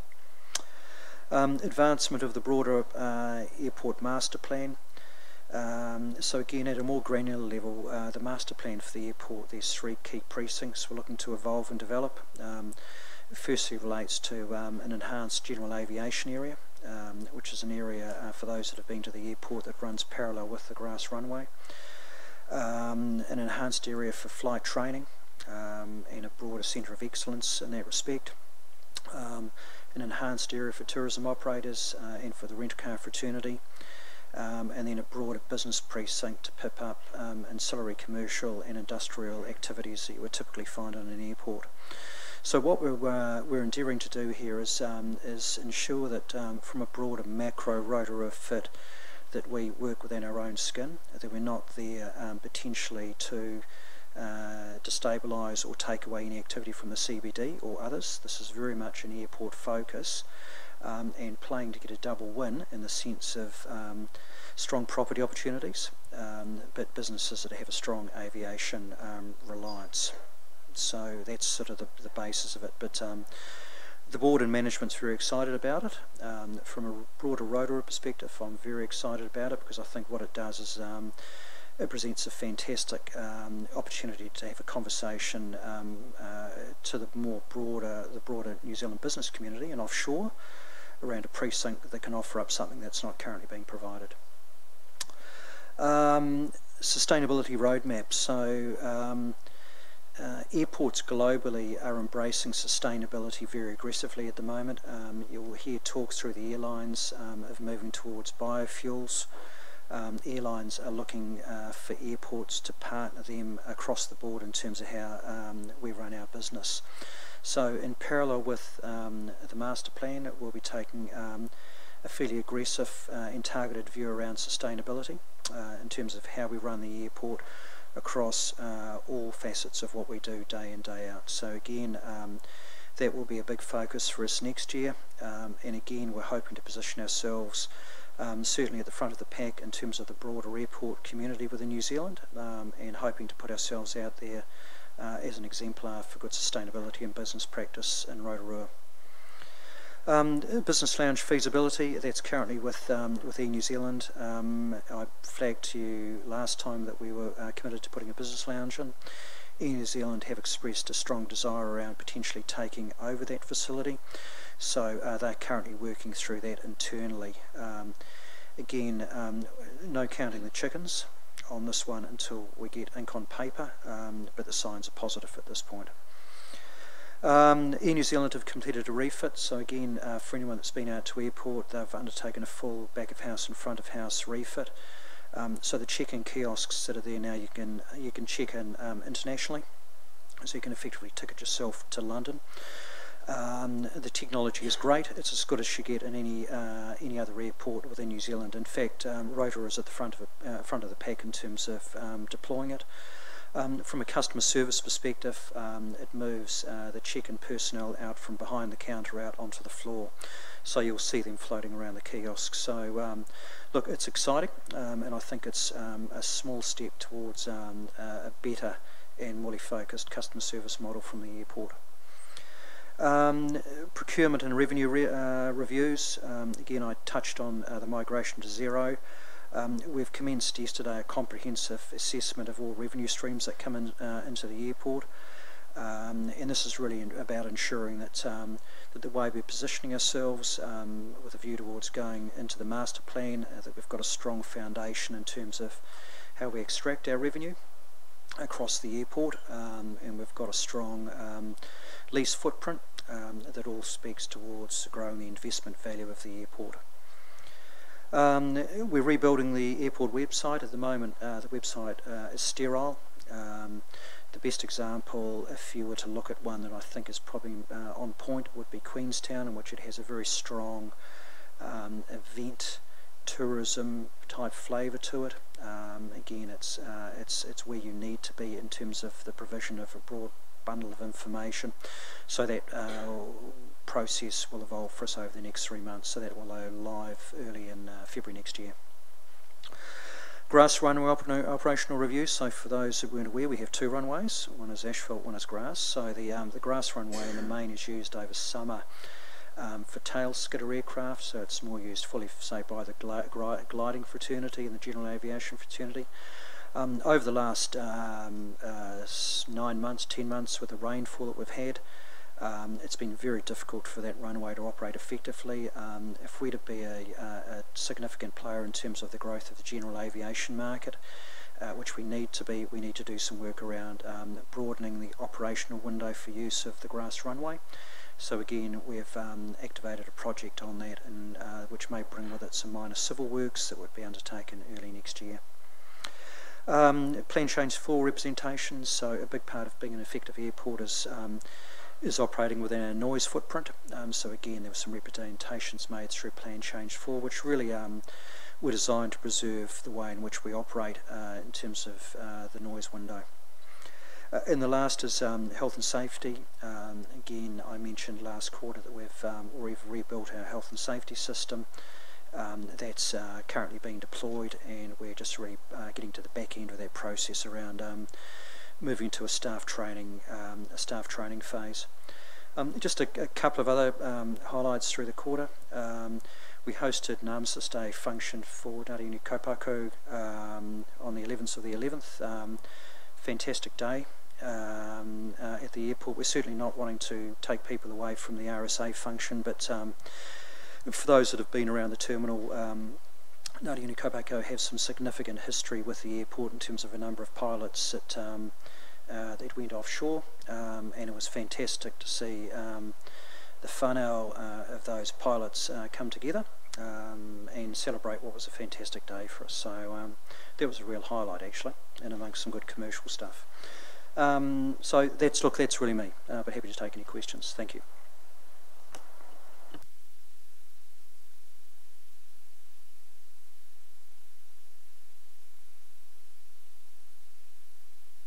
Thank you, Mr. Chairman. Thank you, Mark, for your report.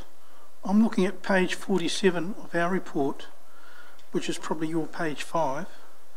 You've got comments that these costs will be funded from existing cash reserves in the BNZ CARL facility. Now that's concerning the new upgrade of the terminal and the fire station. We've been told it's approximately $5 million, but in your report you're showing a budget of $4.655 million. Are you going to use both your BNZ cheque call account, which is a credit balance of $611,000, and your BNZ term deposit account, which is a balance of $1.701 million? Really, no, I'm not going to allow that question. The information's in front of you on page 47. Point of order, Mr. Chairman. Yes, Point of order, Mr. Chairman. That was a perfectly legitimate question, and I intend to follow it up. It should be answered. Well, turn your mics off, please.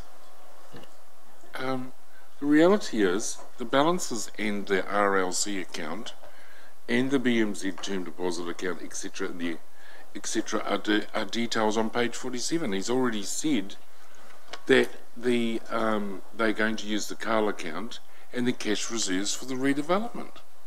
So what new question have we got, Councillor Gore? The question is that those two credit balances total $2.3 million. Your facility is $3.5 million.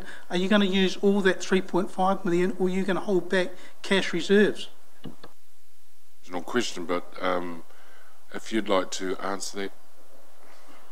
Yeah, so look, I've been consistent in terms of Yes. the messaging around funding. So the expectation at this point is we don't take on any further debt. So at the moment, with the growth in revenues we've had, we've established a separate revenue account that now has a balance of $1.7 million in it. So the funding simply would be, in terms of priority, we would use cash first, so that would be the $1.7 million.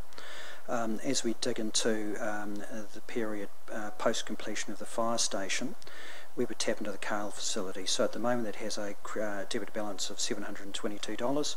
We can draw the CARL to $3.5 million, so the expectation would be that we would dig into the CARL as deeply as we needed to fund the balance of the works. I thought it was quite evident, but I'm sorry. Councillor Donaldson? Thank you, through you, Mr. Chair. Thank you for the opportunity to attend the AGM earlier this month, Mark, and I just think, Mr Chair, it's important that this committee notes that that AGM marked the retirement of Bill Kingy as a director after 15 years service to the airport board. It was great to be able to be there and see Bill and be part of sending him off. Great to hear that, Mark, that the master plan is approved by the board. And I know you've highlighted that some of your tenants are concerned about safety as they exit onto the state highway.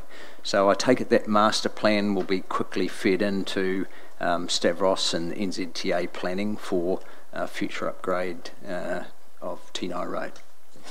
Yes, it would, Dave. So I suppose as one of the important features for us over the next couple of months as we prepare to move into a consultation phase with the master plan, I suppose, is that back of house work.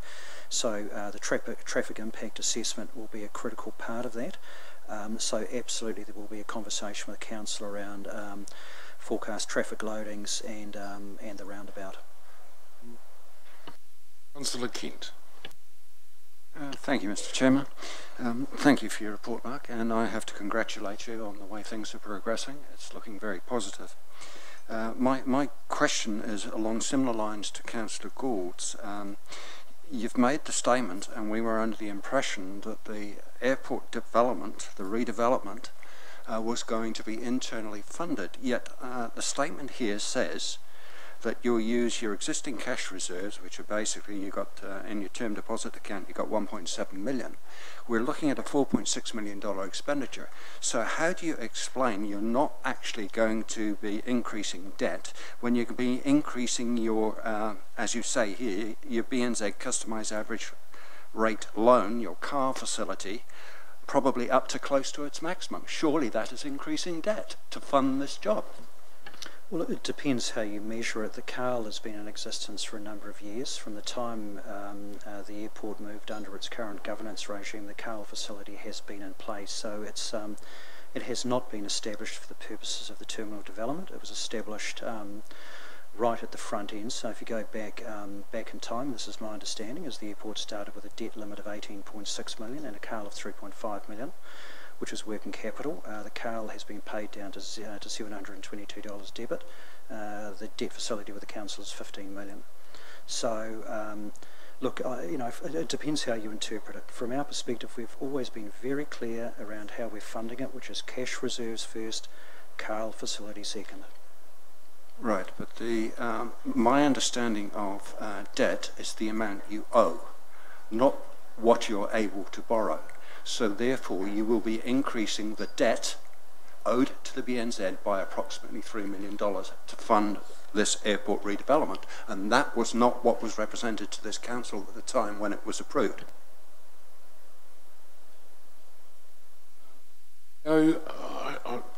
Just refresh our memory, I understood that the facilities are there. On page 47 there's a $15 million term loan that we can tap into. Can you just, or Thomas or somebody?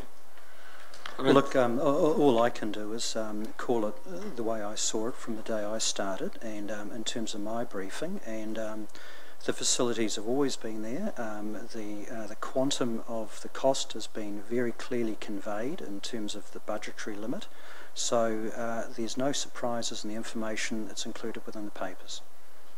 Mark, it's probably the most transparent report we've had in a long time, because it actually details, you know, what our facilities are, what we've got in credit. So I don't think it's a criticism of you.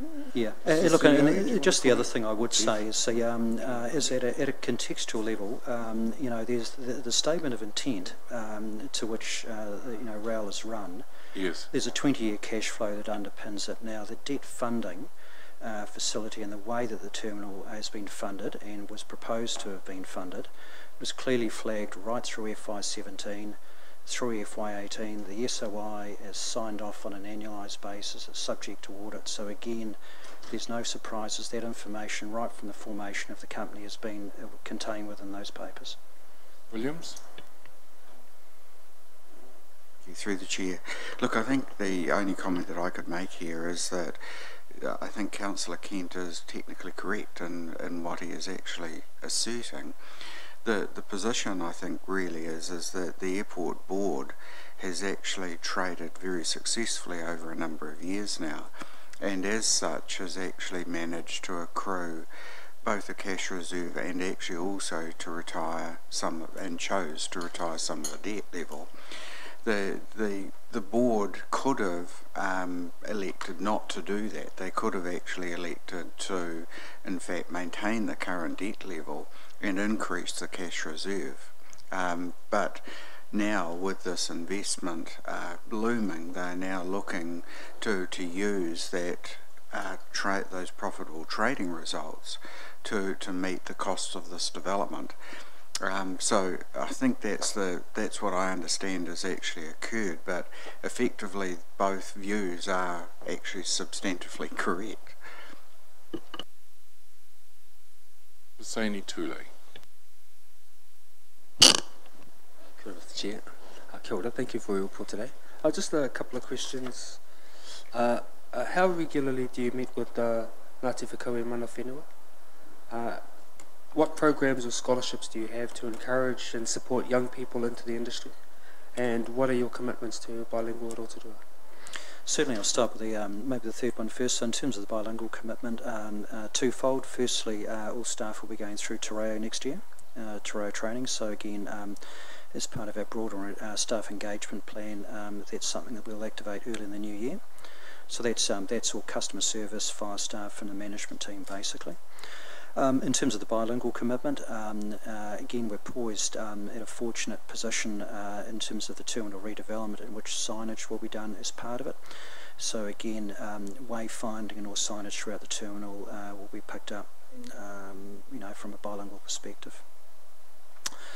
In terms of scholarships, a couple of issues there. So with Ngāti Uni Kaupako, we are looking to build an MOU. As part of the MOU, we're looking to provide information in terms of any employment opportunities across the border airport fraternity, and provide any training opportunities or internships where we possibly can. So that's something that again will start to evolve early in the new year.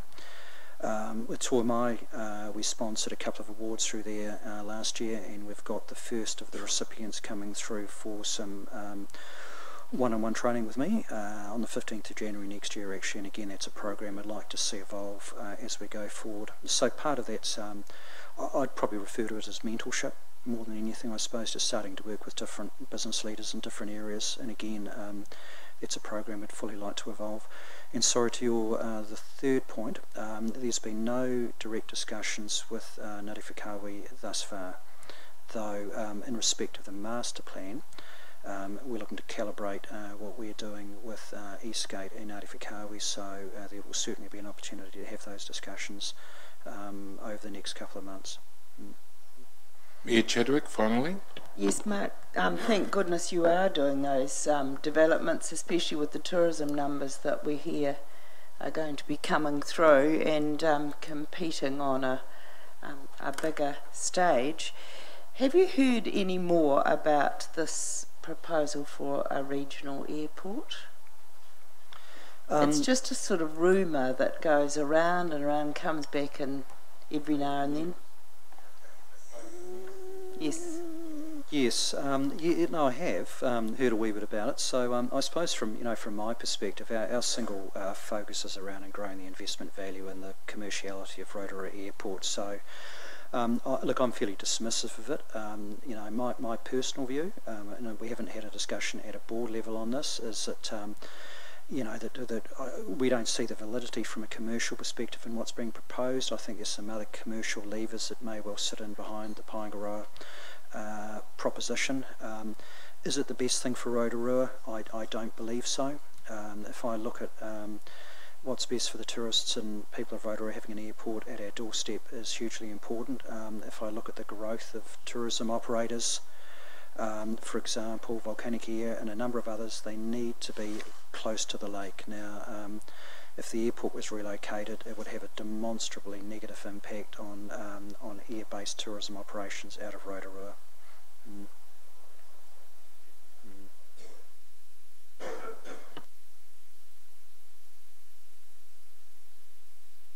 Thank you very much for your report. See you in 3 months. Next one is Russell Burton from T-Rex Limited Partnership. Welcome, Russell. I'll refer members to page 29 onwards. We've got a copy of the report with us, Russell, unless there's anything you would like to highlight, and be open to answer any questions. Thank you.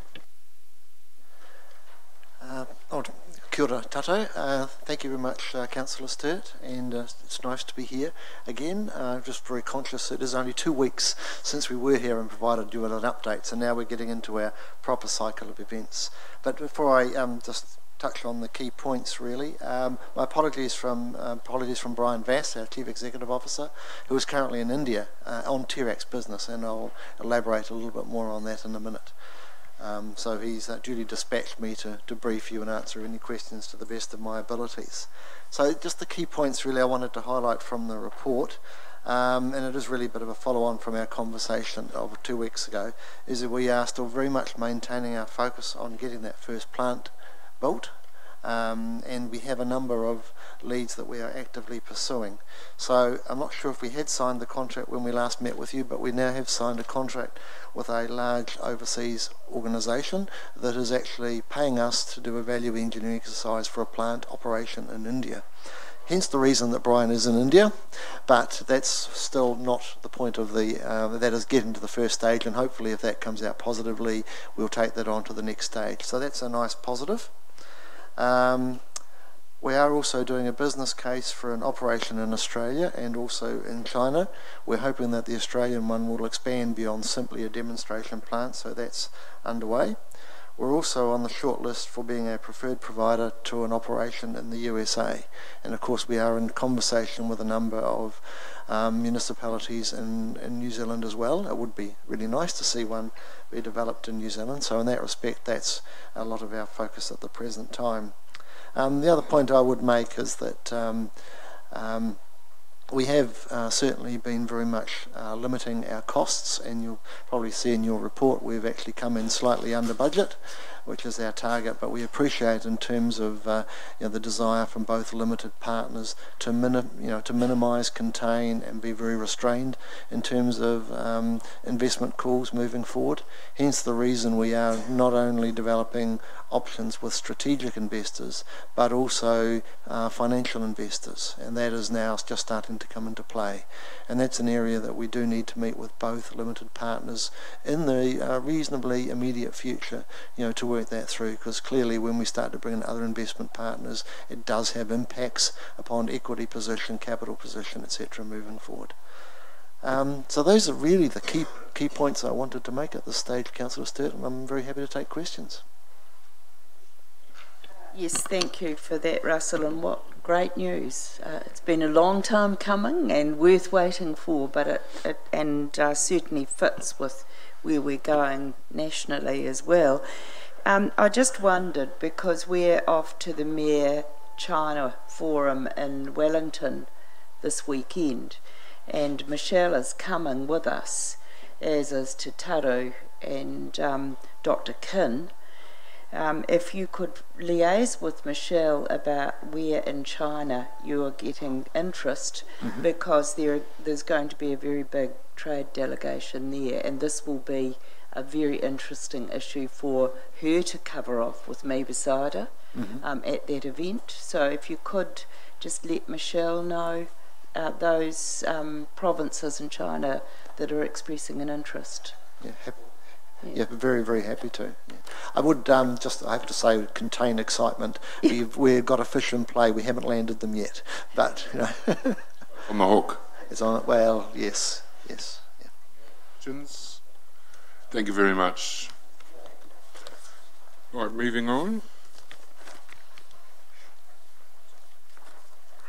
Una.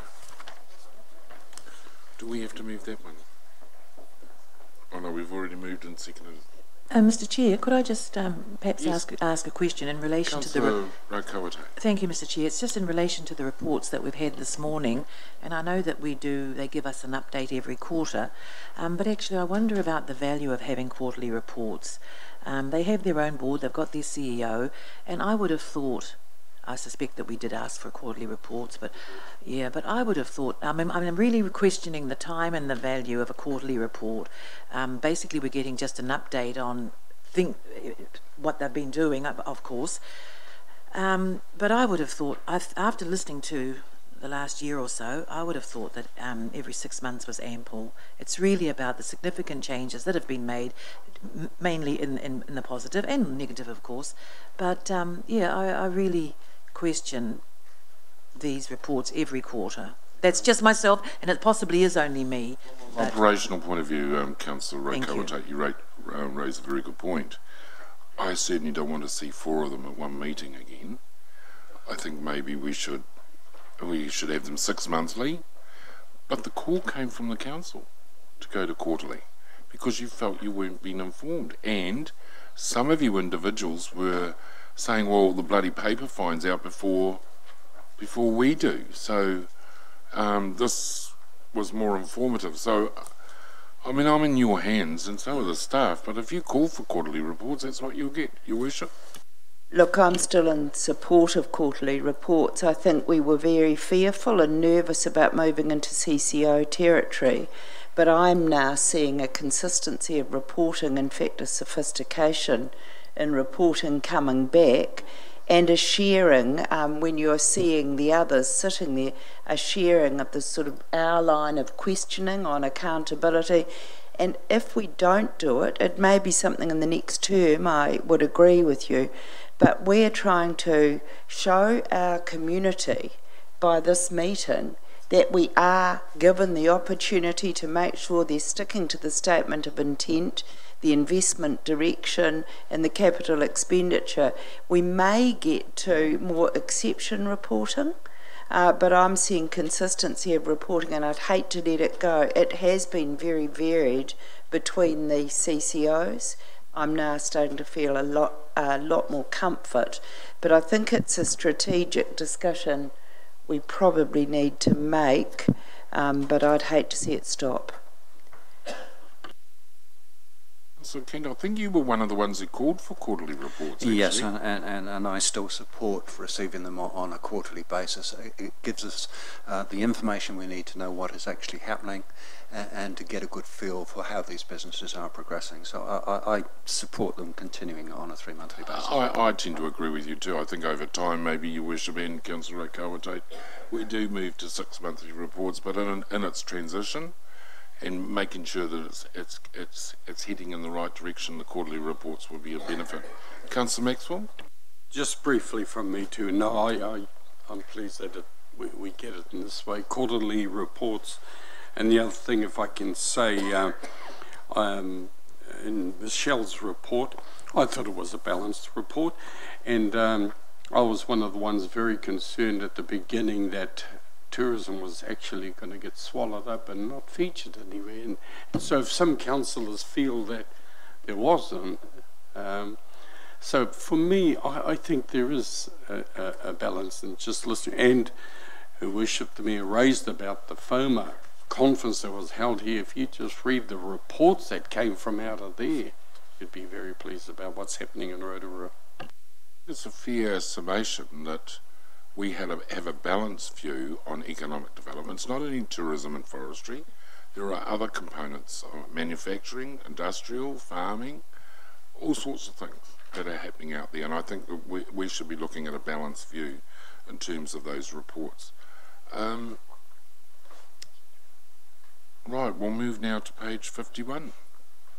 So we'll carry on with the quarterly reports and monitor it as we go. You happy with that? Yep, there's general acceptance around the table. I'll now move to page 51. Would someone like to move that the operational report for November 2017 to January 2018 be received? Councillor Kent, seconded Mr. Waru. All those in favour, please say aye. Kia ora, te rangatira. Welcome, Monty. Kai te ake Māori. Morena tata. You look a bit worn out, my friend.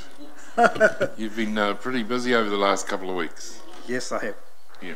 Yes, I have, and I guess it's poignant that we actually take a pause to remember both those fine gentlemen who contributed so much to the work of council, both formally and more particularly informally, where, of course, both had extensive and very close relationships with, I think, 4 or 5 mayors, which was highlighted during the past week, both on the marae and in the media. So it's poignant, I think, that we pay tribute to the contribution that they made to the ongoing relationships here with council and with Te Aroha, and of course a particularly poignant time for Te Aroha to be together at the same time.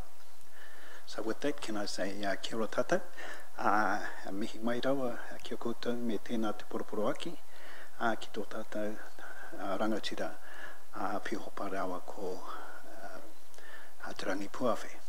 Me Ngāti Whakaue, me Tūhaurangi. So with that, we say farewell to them both and look forward to the legacy that they leave for those of us who now have the responsibility to be able to continue that work. I just wondered if it would be appropriate. Totally agree with you, Monty, the work that Pihopa in particular did on Grifted Protocol, on the Kauai Cemetery, which he was very, very proud of. I wonder if we just stand and have a moment's silence in remembrance of our friend Pihopa and Mr. Micah as well. He also. Kia.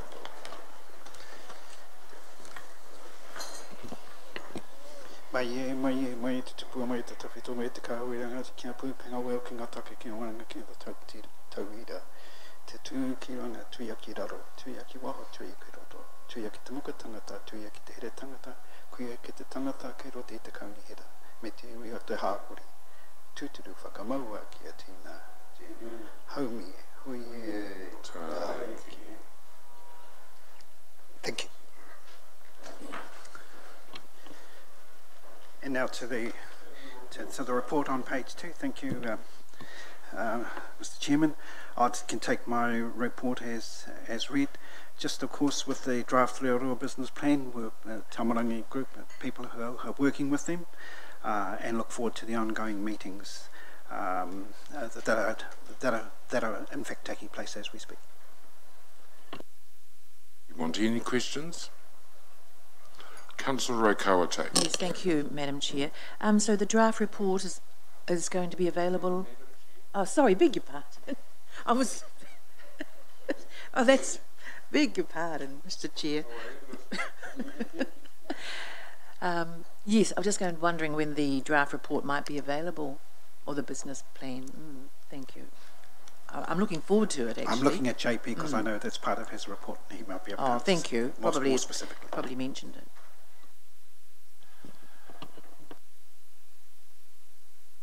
Morning, councillors. Councillors, just in regard to that question, we've actually got there's a 90-day plan that's come forward from Te Tātou Board, which is going to come up as a presentation and with an accompanying report to the next SPNF committee, which is, I think, on the 7th of December. Maxwell?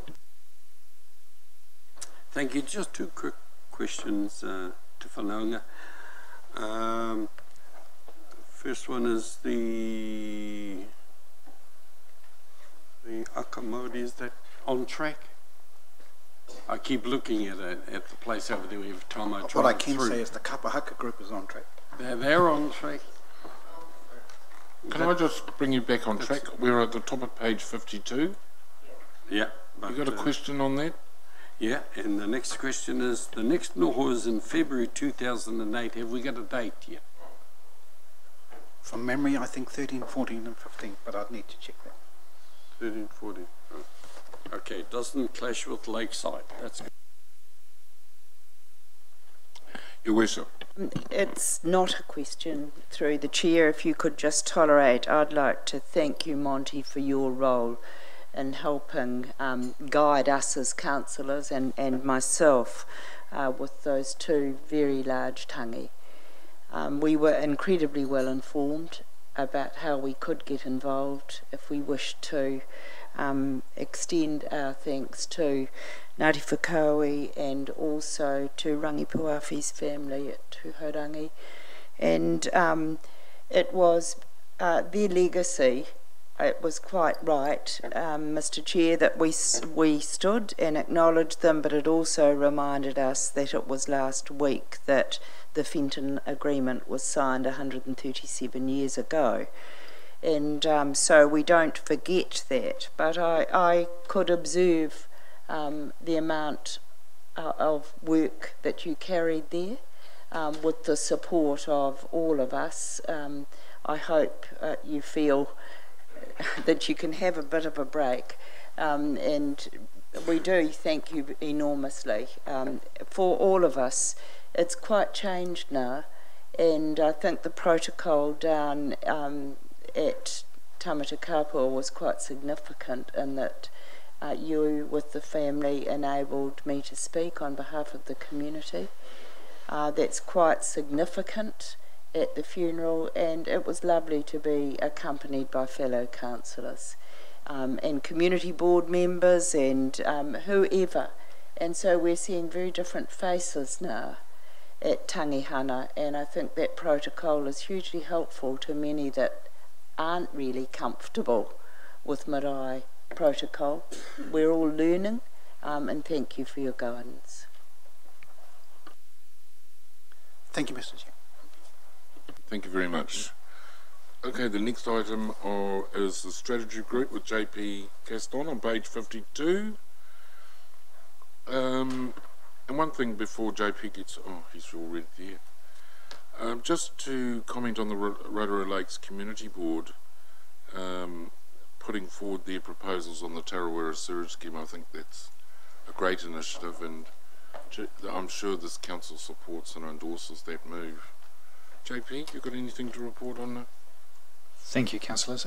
Yes, and just a correction there. I've sort of said has written, because of course we often write this report a week in advance. So the community board is writing to council and to the Bay of Plenty Regional Council in regard to that. And I suppose it's probably worthwhile just handing over to the community board representative if they want to say anything about that point. Welcome, Mr. Stanton. Well, thank you, Chair. Yes, so thanks for that correction, JP. Yes, we did decide we were going to write to both councils in support of this scheme. I guess the regret amongst the community leaders in the community associations has taken this long to determine what was known probably 18 months, 2 years ago at least, from many of the investigations and research carried out by a number of competent people within the community itself. And so we now find out officially and formally that 169 properties out there existing won't meet OSET conditions, and therefore it's quite obvious that we need to reticulate that community to protect Lake Tarawera, which is really a jewel in the crown in Rotorua. So we are seeking the support of council to make sure that this is incorporated within the long-term plan. You, Mr. Stanton, for that update. Councillor Kent? Yes, Mr. Chairman, I would just like to ask whether it would be appropriate for council to actually support their letter with a letter from council as well.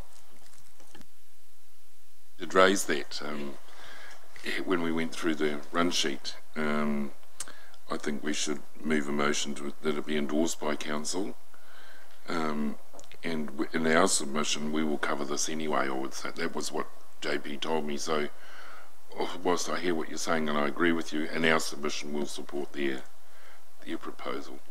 Are you happy with that, JP? Chair, just any other items in your report?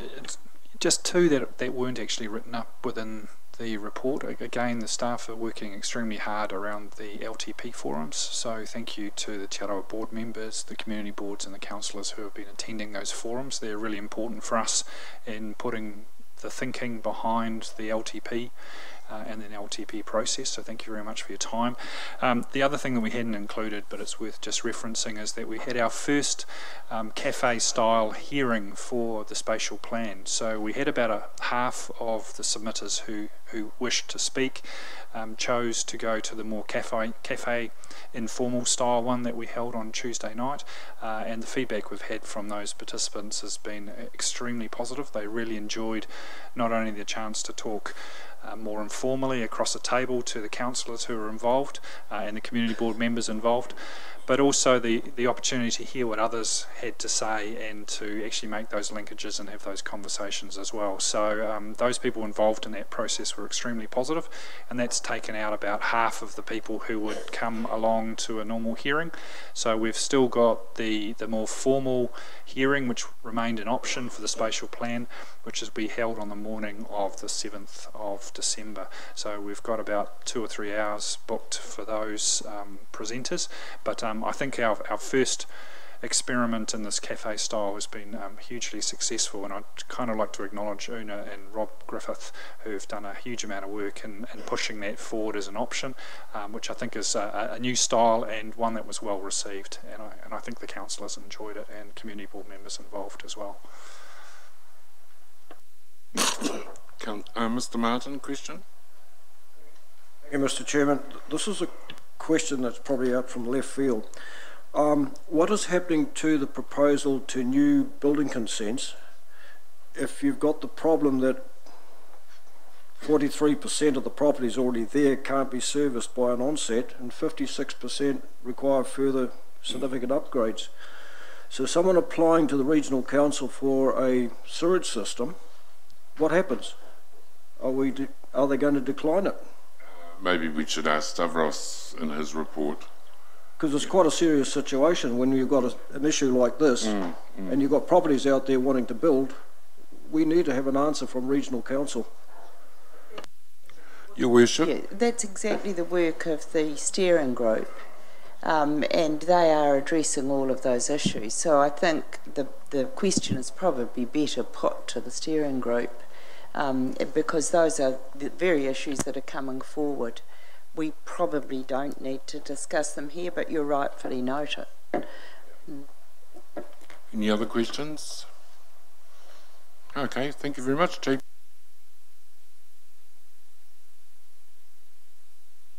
Page 54, Thomas Cole, Business Support Group. Cole, Mr. Thomas Cole. Been called worse. I have been called worse, Chair. Look, just any questions, and happy to answer any questions on the dashboard as well, rather than me going through it. So,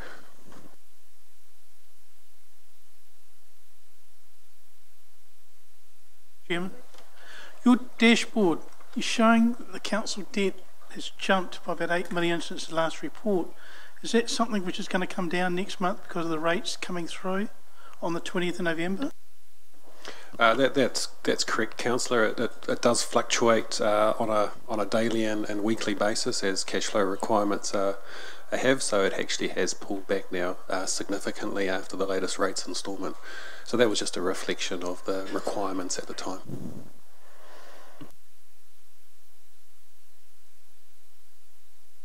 Thank you, Mr. Chair. We're still on page 52, aren't we? Yes. Yeah. I'm just with regard to. Oh, hell! I've missed it. Just with regard to the Jean Batten Square, I was asked the other day, and I forgot to follow it up with Jeff, but the people just wished to have reassurance that the statue of Jean Batten was going to remain where it was. Through you, Mr. Chair, the statue of Jean Batten is going to stay within the park. I'm just looking across at Rob, who might be able to confirm. You said in the same location. I don't know if it is to remain the same location. Yeah, it's moving to the other end of the park.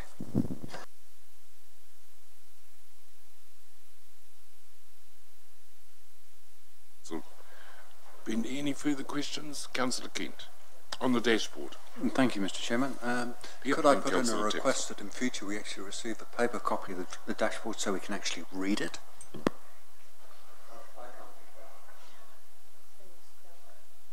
Yeah, point taken. Okay, Councillor Tapsell. Thank you, Mr. Chair. It's just on the capital spend with the roads and footpaths. There probably is an explanation, but I can't see it within here. And it's just on the roads and footpath forecast spend October to June is coming in at 2 million more than the budget. That's under infrastructure. Oh, it's on the. Yeah, that is correct, and that is offset by the NZTA subsidy. So you recall we are budgeting for 85% of our capital program with regards to the budget. So that just reflects that the subsidised roading project is going to spend 100% of that element, and that is because of the NZTA subsidies that come in and help offset that. Any other questions? Okay, we'll now call on Stavros Michael, who will give us infrastructure group report. It's good the tone at the level of the questions, Thomas, indicates your dashboard certainly meets the requirements and the questions that most of us had in the past. Welcome, Stavros. I know you've been a busy boy. Thank you, Mr. Chair. Largely, I will leave the report as, take the report as read. There are 2 or 3 areas that I would like to sort of highlight, and then happy to respond to any questions.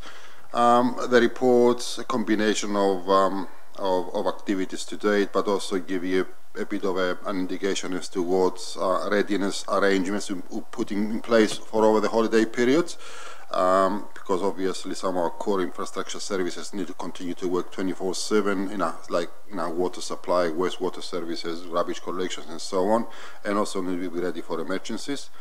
I wanted to also to make a clarification about the waste collection services. As my colleague Thomas reported earlier, we do have some variation to budget about the costs of disposing collected waste to the landfill.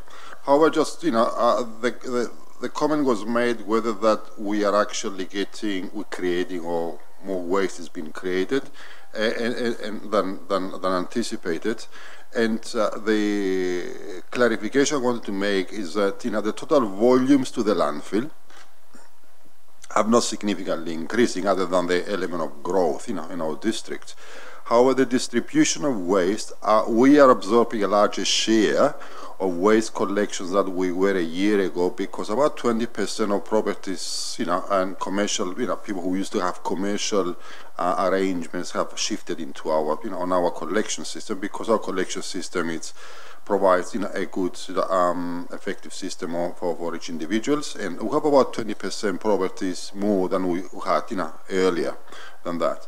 The other thing is that yes, we have identified, and I think I've reported that earlier to this committee, that inside the waste collection system we still have significant room for recovery of materials. Our recycling collections from a year ago are up by 50%. We still know where there we want to be.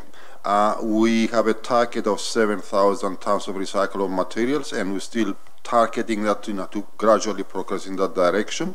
And from time to time also I wanted to highlight that in this forum elected members sometimes talk about inorganic collections. Also the new system allows a degree of inorganic collections, because inside the wheelie bins at the moment people are able to put more solid material than didn't used to be able to put before in their paper bags.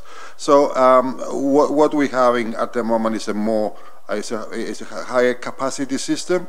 We have absorbed a significant degree of collections that used to be done by private collections later on, and therefore we're gradually moving direction of offsetting that by increasing our recycling. However, we are in year 1 of our system, and I anticipate our goal to achieve 7,000 tons of recyclables will be achieved over the next 2-3 years. And the other thing I wanted to sort of highlight in my report is that we have 2 or 3 significant service reviews that are in progress at the moment. We have our parking reviews that will come to the SPNF committee next week. with a recommendation. We anticipate to bring a street lights conversion to LED lights through the LTP over the next few weeks too. And as you are aware, we are progressing our wastewater services review with regards to obtaining expressions of interest and the future upgrades of our treatment plants and so on. So I'm happy to respond to any other questions you may have. Thank you. Yeah, just respond to Councillor Bentley's request regarding the green, the inorganic stuff that's going into the yellow bin, into the red bin. Where are the volumes there, and are we going to look forward? I asked the same question at the last meeting.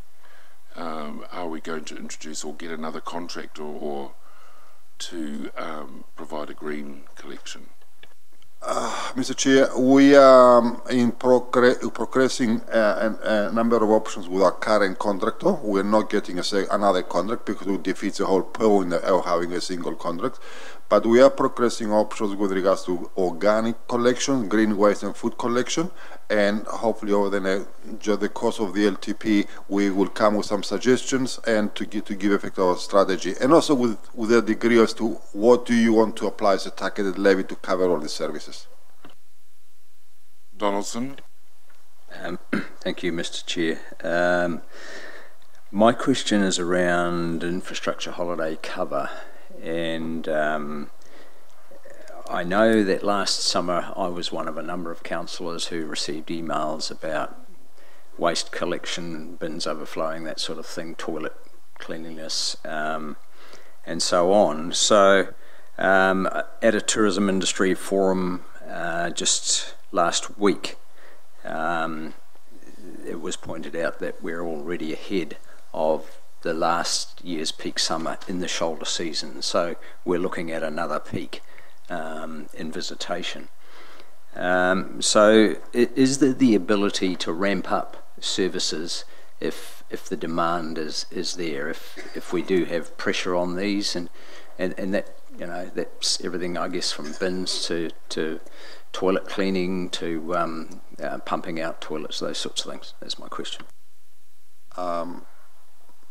Yes, Deputy Mayor, our waste management contract services anticipates an escalation of the level of service, during the summer period. Contractors are obligated, to increase the frequency and the capacity of, in popular sites like Boys Beach, Blue Lakes, reserves and so on. They do more frequent inspections, collections, and provide larger capacity receptacles. Having said that, there are occasions and days where, for whatever reason, there are peaks, in demand, and the contractors are required to respond according to that. And of what Deputy Mayor Dave's saying, and you've got strategies in place to cover those if they occur. Councillor Gould. Yeah, thank you, Stavros, for your report. I'm going to talk about water on page 57. I notice it's been a huge, dramatic change from 2008-9 to 2017. The only difference is that the Mamaku's gone from a D to an E, and that the Rotorua you're looking at a DB to an AB. The rest of those are all AAs.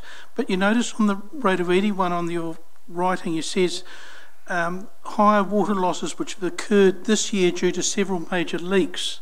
Have those major leaks been fixed properly so they don't reoccur in the future, or have we got some problems which we have to address sometime in the future to reduce the major water leaks?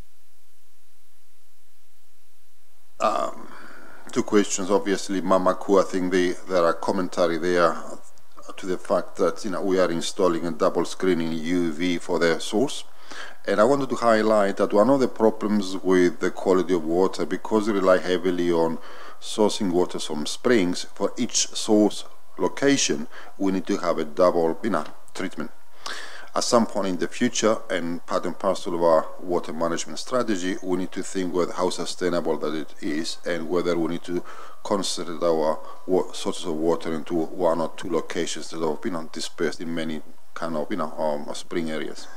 With regards to the question about water leak detection, the areas in Rotorua which were identified as leaking have been fixed, and now my expectation is that those repairs would be long lasting. However, I think also we need to recognize that our water network in QSA 25% unaccounted for water, and our asset management plan needs to and is geared to systematically identify leak sources and repair them as part and parcel of our renewal and proactive program. So we are working on to that. However, it needs to be appreciated that it is a systematic, a long-term program. It cannot be fixed overnight. We've got about $400 million worth of network, and it will take us time to get around to all of it. Thank you. Thank you, Mr. Chairman. Through you. Thank you for your report, Stavros. I notice on page 56 that this year there won't be any rubbish collection actually on Christmas Day. And to my mind, I'm very surprised that one of the first things that struck me when I came to Rotorua for the first time was this is the first council I've ever come across in New Zealand that actually does collect on public holidays, and surely this has quite a financial impact. So would this not be a good policy to apply through other public holidays?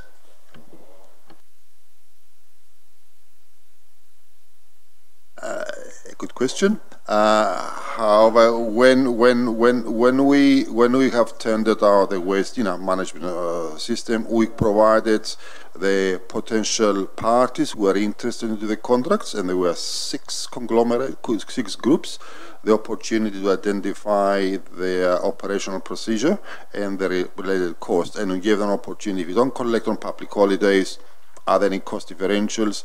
And obviously, their contract, accounts the fact that they have to provide resources for that, for public holidays too, to make sure you have the continuity of the service.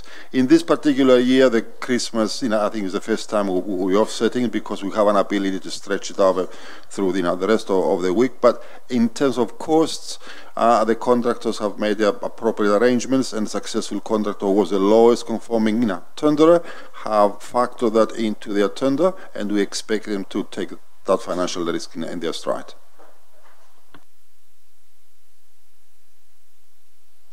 Oh, thanks, Chair.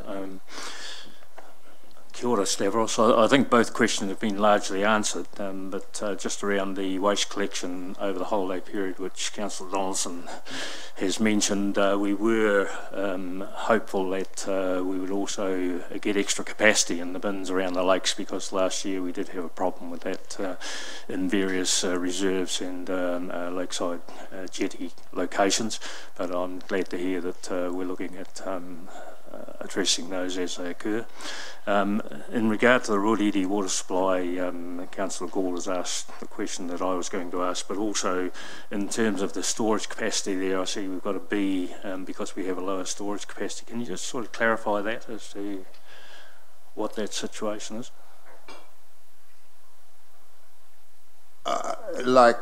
It's not unique to, with regards to storage capacity, everywhere. I think we do need to appreciate that, we do not have large storage capacity anywhere. We do have an appropriate storage capacity, and Rotorua, because it's fed directly from the main system, we do not have what we call a terminal reservoir. So therefore, there's a continuous supply there, and we don't have on-site storage capacity to give us contingency. Building into our future water supply resiliency and reliability in our framework, we need to consider whether we have online storage capacity or terminal reservoirs in some areas, and Rotorua is factored into the future plans too.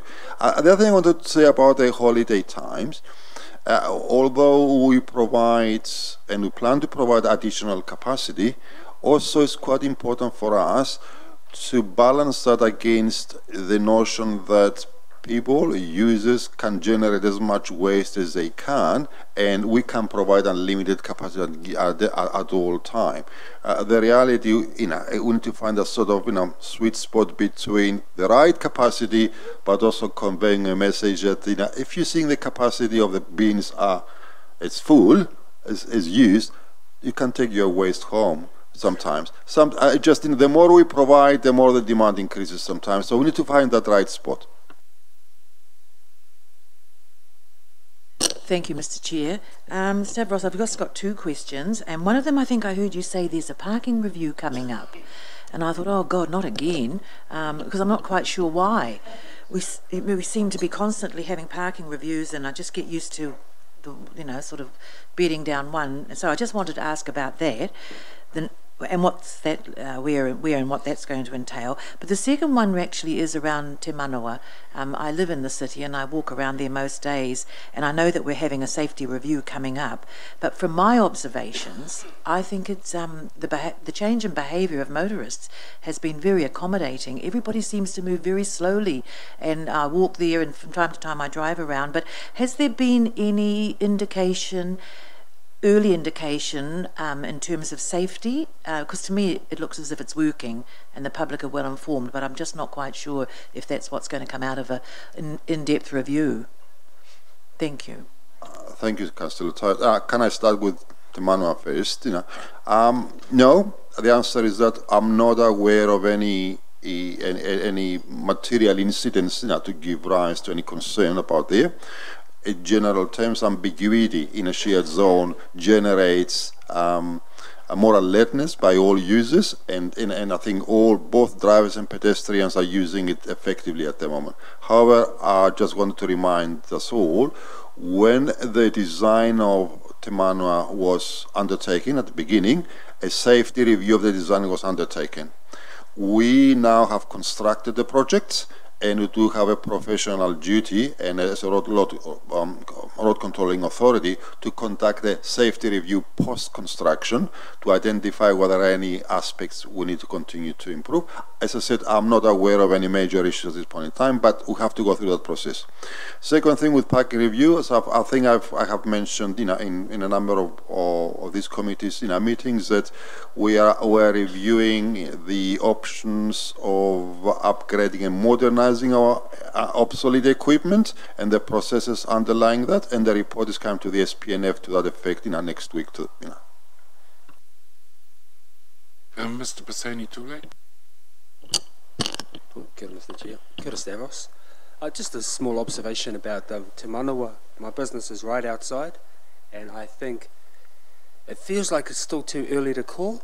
Cars are kind of respecting people, and people are kind of respecting cars.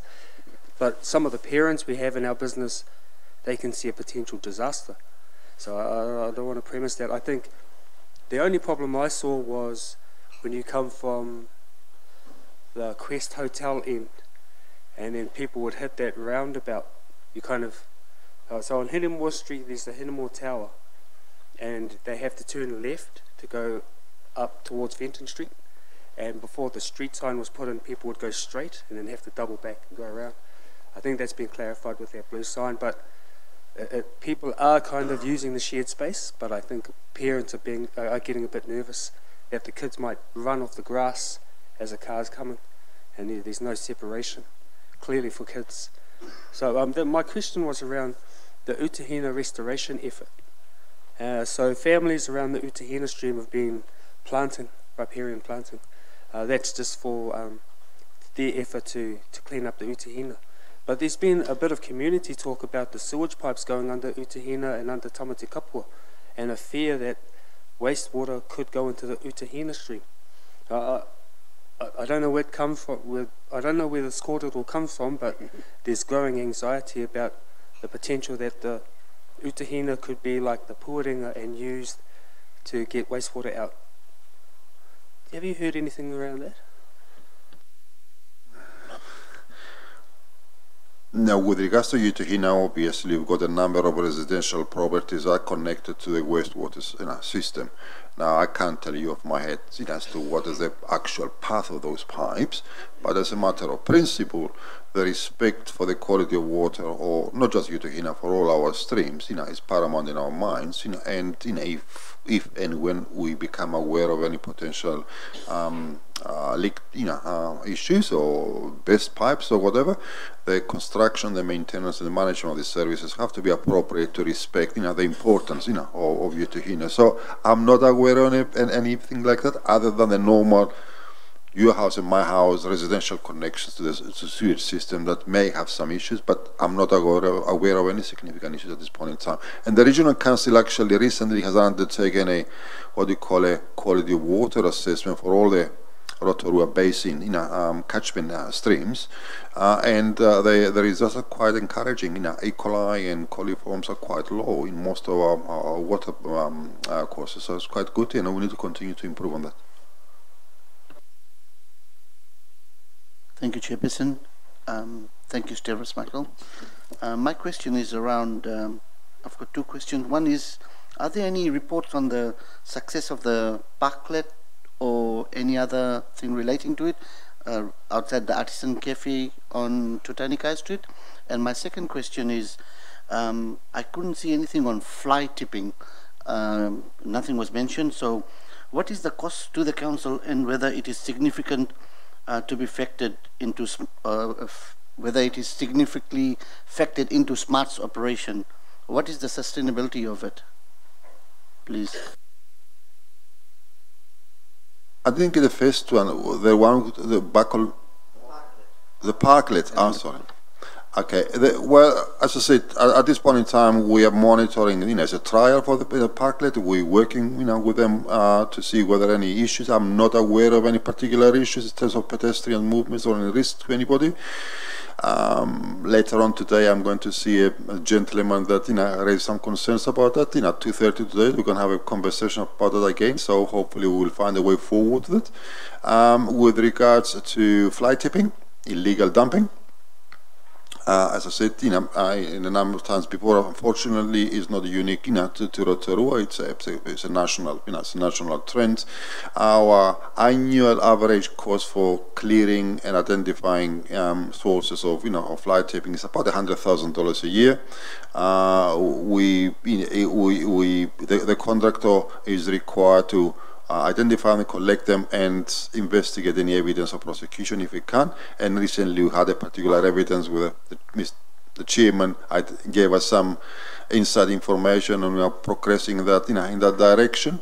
I wish I could have a magic solution to that. Unfortunately, I don't, and I think we need to continue to educate our people and ask them that have viable alternatives to fly tipping. But again, at the same time, in proportion to the 11,000 tons of waste we generate as a households every year, the amount of fly tipping is about 75 to 100 tons a year. So it's something that we continue to work on it on a systematic and long-term basis. Thank you again, Chairperson. Supplementary to that, thank you so much for that. With regards to 100K being mentioned as a cost to us, have we ever had any prosecution, since it is such a significant amount? If we are spending $100,000 a year to get rid of this illegal fly tipping, surely we must have had some prosecution, or do we have anything to say in that area, please? We have issued a number of infringement tickets, and penalties for that. However, the full prosecution is not straightforward as it may sound. We as an organization need to compile enough evidence to stand up in court, including the so-called offender being caught red-handed, and to have evidence that is irrefutable that is the offender. So I think it's sufficient to say that to prosecute a case like that may cost you up to $10,000 or $20,000 to go to court, and the maximum penalty is $5,000. The average penalty imposed by court is about $400. So we've got to balance that. Thank you again, Chairperson. So my last question comes to the fact that how we're going to look at sustainability for the future to reduce that fly tipping. It is probably not for an answer to now, but it's if we can have a sustainable report, and I'm sure the Chairperson is very much at heart when it comes to fly tipping. It's almost his baby. Thank you. Right, but we've got the evidence, and in Paradise Valley Road, and we've got the person who caught them red-handed. We've got the number. We've got someone who will identify them, And as soon as I don't care how much it costs, that those people should be named and shamed. That's disgusting what they did. So it's an ongoing thing, and I mean we've just got to be vigilant and appeal to people's best natures to do the right thing. But one of the things we have been noticing is not Rotorua people, it's people from out of town. One's opposite the dump recently was the Taupo building construction site. But will you get anyone to stand up in court and say, yes, it was them? No, we can't, and that's what Stavros is pointing out. Mr. Waru. Kia ora, Mr. Chair. Oh, tira, kia ora tata. Stavros, you mentioned street lighting in your report, and I just wanted to know, I don't know if you're aware, there's some streets that have those big lantern type street lights, and we had an incident down my street some time ago, about 3 weeks, 4 weeks maybe ago, and it's quite personal to me because it almost landed on my son. I've rung in to see, you know, if it could be fixed and all that, so I've lodged that, but I was just wondering, is there any thought about putting safety chains on these big lanterns or something like that, just in case it happens again? I mean, to be perfectly honest, I'm not aware of the particular incident you're referring to.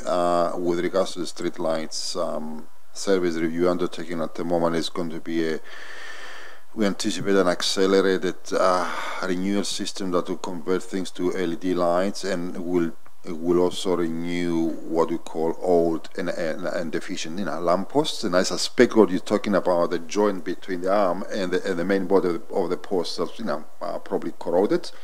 So it's our responsibility to make sure that we taking the appropriate steps to mitigate that risk. So as I said, I'm not aware of how many incidents that we had, but certainly it's not acceptable to tolerate a risk like that. Yeah, Stavros. No, I just wanted to bring it to your attention because there's quite a few of those lights of a similar look around. So, kia ora, I'm glad to hear something's been done about it. Kia ora. Finally, Mr. Martin, it better be a small one. Thank you, Mr. Chairman. Mr. Chairman, I'd just like to point out there's no Rural Board report, but there has been a number of South meetings concerning the waste management. We have some concerns from out there. We've had a number of meetings, and the fact is that it's the price. The knowledge has been given, well done to the staff, but the price has just scared the people off completely. So we believe it's still work in progress. We'll carry on doing it. But first of all, lastly, though, I'd like to thank the councillors that did come out, and I'd like to thank Mr. Williams for coming out to Ruawhakaito as well. And it was very nice to hear the people say it's the first time we've seen the boss for a damn long time in Rotorua, from Rotorua. Well done. Thank you for that. It was appreciated. So, Chairman, my other question is, please, is the water at Mamaku. I know we haven't got the requirements set up with the ultraviolet, but will Mamaku be tested more often during the summer periods? Is there possible that contamination doesn't take place? The answer is yes. Thank you. And the answer is that a UV system will be installed in Mamako over the next few months too. Thank you. And the last one, Mr. Chairman, is that Monday being a holiday, ex-Christmas, we have got the black bags out there. We monitor this is Progress Nongata I'm talking about, outside. We do pick up the black overflowing bags, put them in our recycling centre, put the new ones in to look after our town. So we'll back up the council. Kapai. Thank you. Thank you, Mr. Chairman. Thank you, Bob. Mr. Martin, sorry. I've moved and seconded. Oh, we've got Henry. God, we nearly missed you out, Henry. The operational group with Henry on page 57. With regard to operational.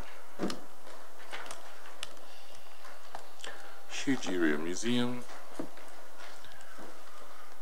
Henry. Kia ora, Mr. Chair, and kia ora koutou, councillors and board members. Look, again, as with the my colleagues, I'm happy to take the report as read and just take any questions. and I'm imagining we may morph into the confidential section in this process. Indeed, we will. And I'll just remind members not to raise questions regarding those until confidential.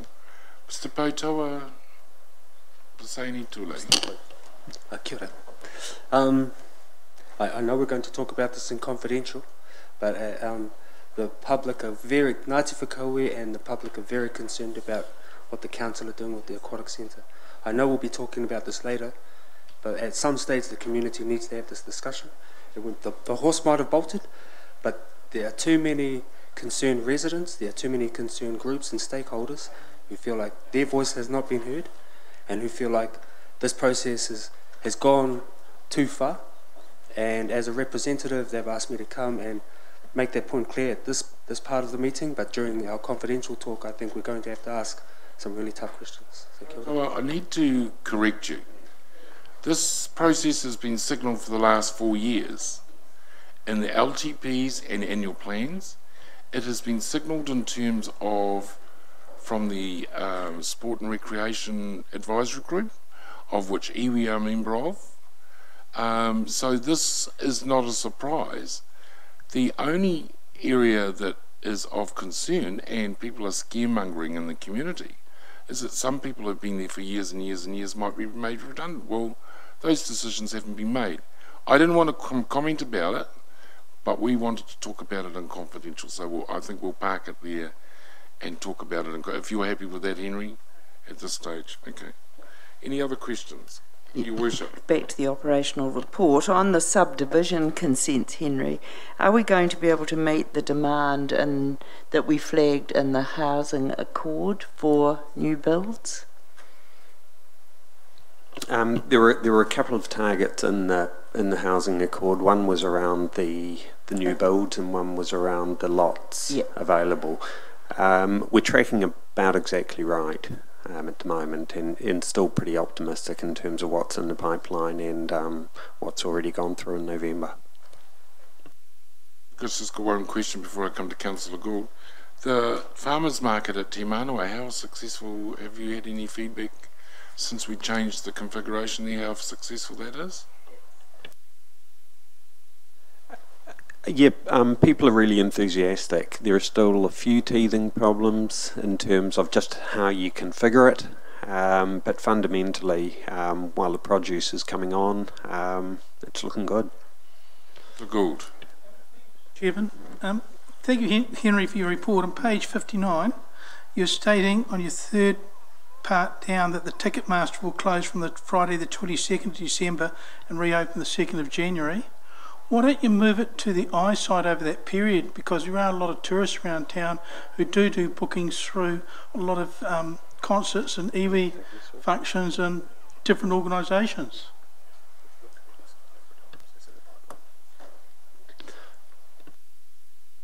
So we have looked at the eyesight a number of times and still in the pipeline.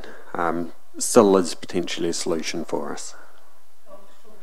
Over the Christmas New Year period, you're stating that you're going to close it. I'm just saying that it might be better just moving it temporary over that 10-day period to at least get some bookings. Oh, look, I think this is irrelevant. I mean, in terms of operation, that's your problem. Let the managers manage.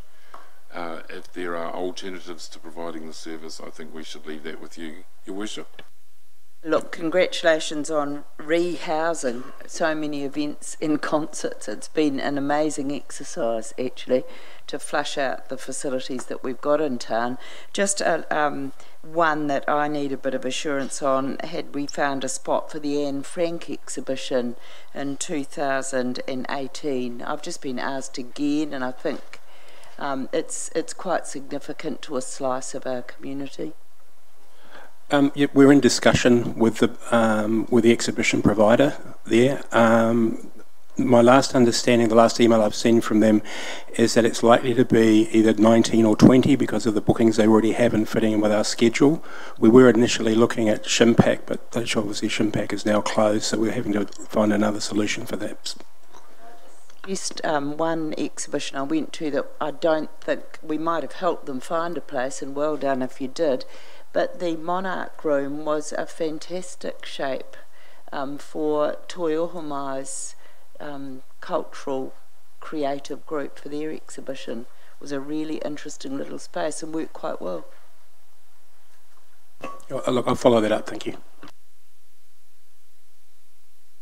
Any other questions? Councillor Donaldson. Yeah, thank you, Mr. Chair. Through you. On page 62, Henry, delighted to see that a vaulted toilet is going to be installed in the Whakarewa forest at the shuttle pickup area. I think that's a very responsible step. It's one that we hear the need for quite often, but the experience when an event organiser put one at Waipa car park prior to the installation of the reticulated toilets that council put in was that they actually got smashed and couldn't cope with the demand and couldn't finance it as event organisers. So a couple of questions is, will the concession holder for the shuttle be making a contribution? And also, will we be measuring the volumes being processed through that? Because I think we'll be quite surprised, and it's just interesting data to gather. Through you, the Chair, that's one that lands on me. The situation is that, yeah, the vault that we are going to get in there is quite a high capacity unit, and basically it has a mechanism to tell at what point it needs to be emptied. So we will. It's a dry vault, so it's a suck out and take away. So we'll be able to monitor the level of use. Obviously, we have talked with the shuttle provider about how we're going to manage that, because there's a cleaning requirement as well. So we've had initiated that discussion, and then we'll be monitoring how much use it's getting. Sure. I just wanted to congratulate you in a public meeting about the netball court resurfacing and the Bay of Plenty Sports Awards with our wonderful Rotorua Netball Club being the club of the Bay. So well done. When facilities pick up, an investment in facilities, so does their self-esteem, and they get more volunteers and they get more events. So it's a good news story all round. Well done, Rob. Yeah, Rob, I also want to give out a bouquet. Delighted that you've announced on page 61 that the Melbourne Storm will be playing the Vodafone Warriors at the Rotorua International Stadium on the 17th of February, and to have the Melbourne Storm here is a big coup for us, so well done for securing that. Any other questions? Okay. Okay. Can I have a mover and a seconder that we move into confidential? The reasons for moving into confidential are at the front of the agenda. I'll move. Thank you, Your Worship. Thank you, Councillor Rokawate. All those in favour? Against? Carried. The first thing we have to do is move